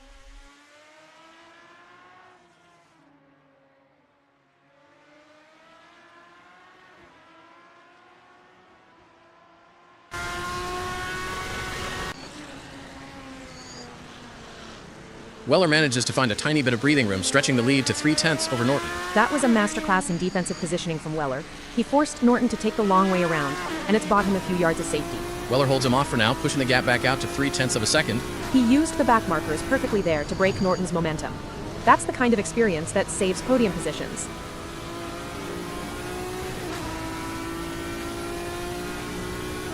Adam Tyus is in 8th and trying to close a half-second gap to Chris Stokes. Tyus is really laboring out there. That 226 suggests the car is either damaged or the tires have completely fallen off a cliff. Tyus is still fighting in 8th, trailing Stokes by half a second as we approach the final minutes. He's definitely fighting the steering wheel. You can see the car oscillating on the straights. He's just trying to survive until the checkered flag. David Constable Barry is just seconds away from victory with a massive 12-second lead over the rest of the field. David Constable Barry rounds the final turn, 20 seconds away from a dominant win here today. He's been in a different league. To pull 12 seconds on this field is a massive statement of intent for the rest of the championship.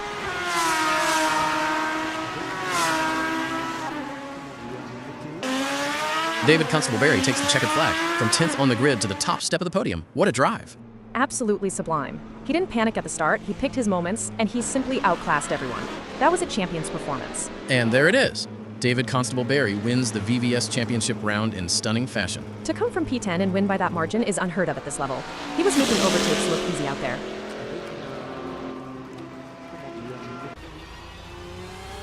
Tim Weller brings it home in 2nd. An incredible recovery from 8th on the grid to secure a podium. Weller crosses the line to take a well-earned 2nd place after starting all the way back in 8th. He had to defend so hard in those final laps. That is a massive result for his points tally.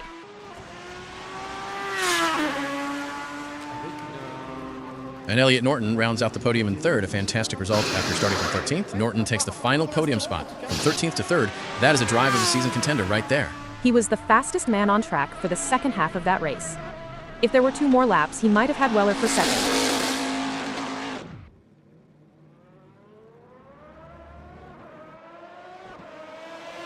Thomas Kruger-Dorado, Rich Snape, Phil Bodkin, and Adam Tyus all cross the line to round out the top 7. A tough end for Tyus after such a strong start, but Snape and Bodkin will be very happy to have secured those top 6 finishes after that late race drama. The points-paying positions are filling up now as Dorado, Snape, Bodkin, and Tyus take the checkered flag. Rich Snape really earned that 5th place today. He was in the thick of the action from the first lap to the last.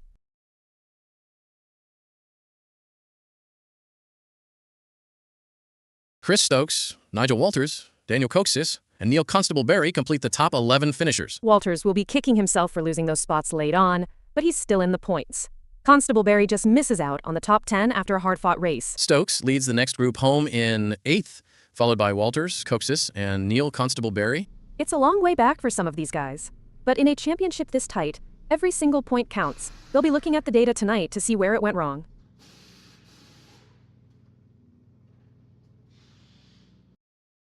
Followed by Robert Cormack in 12th,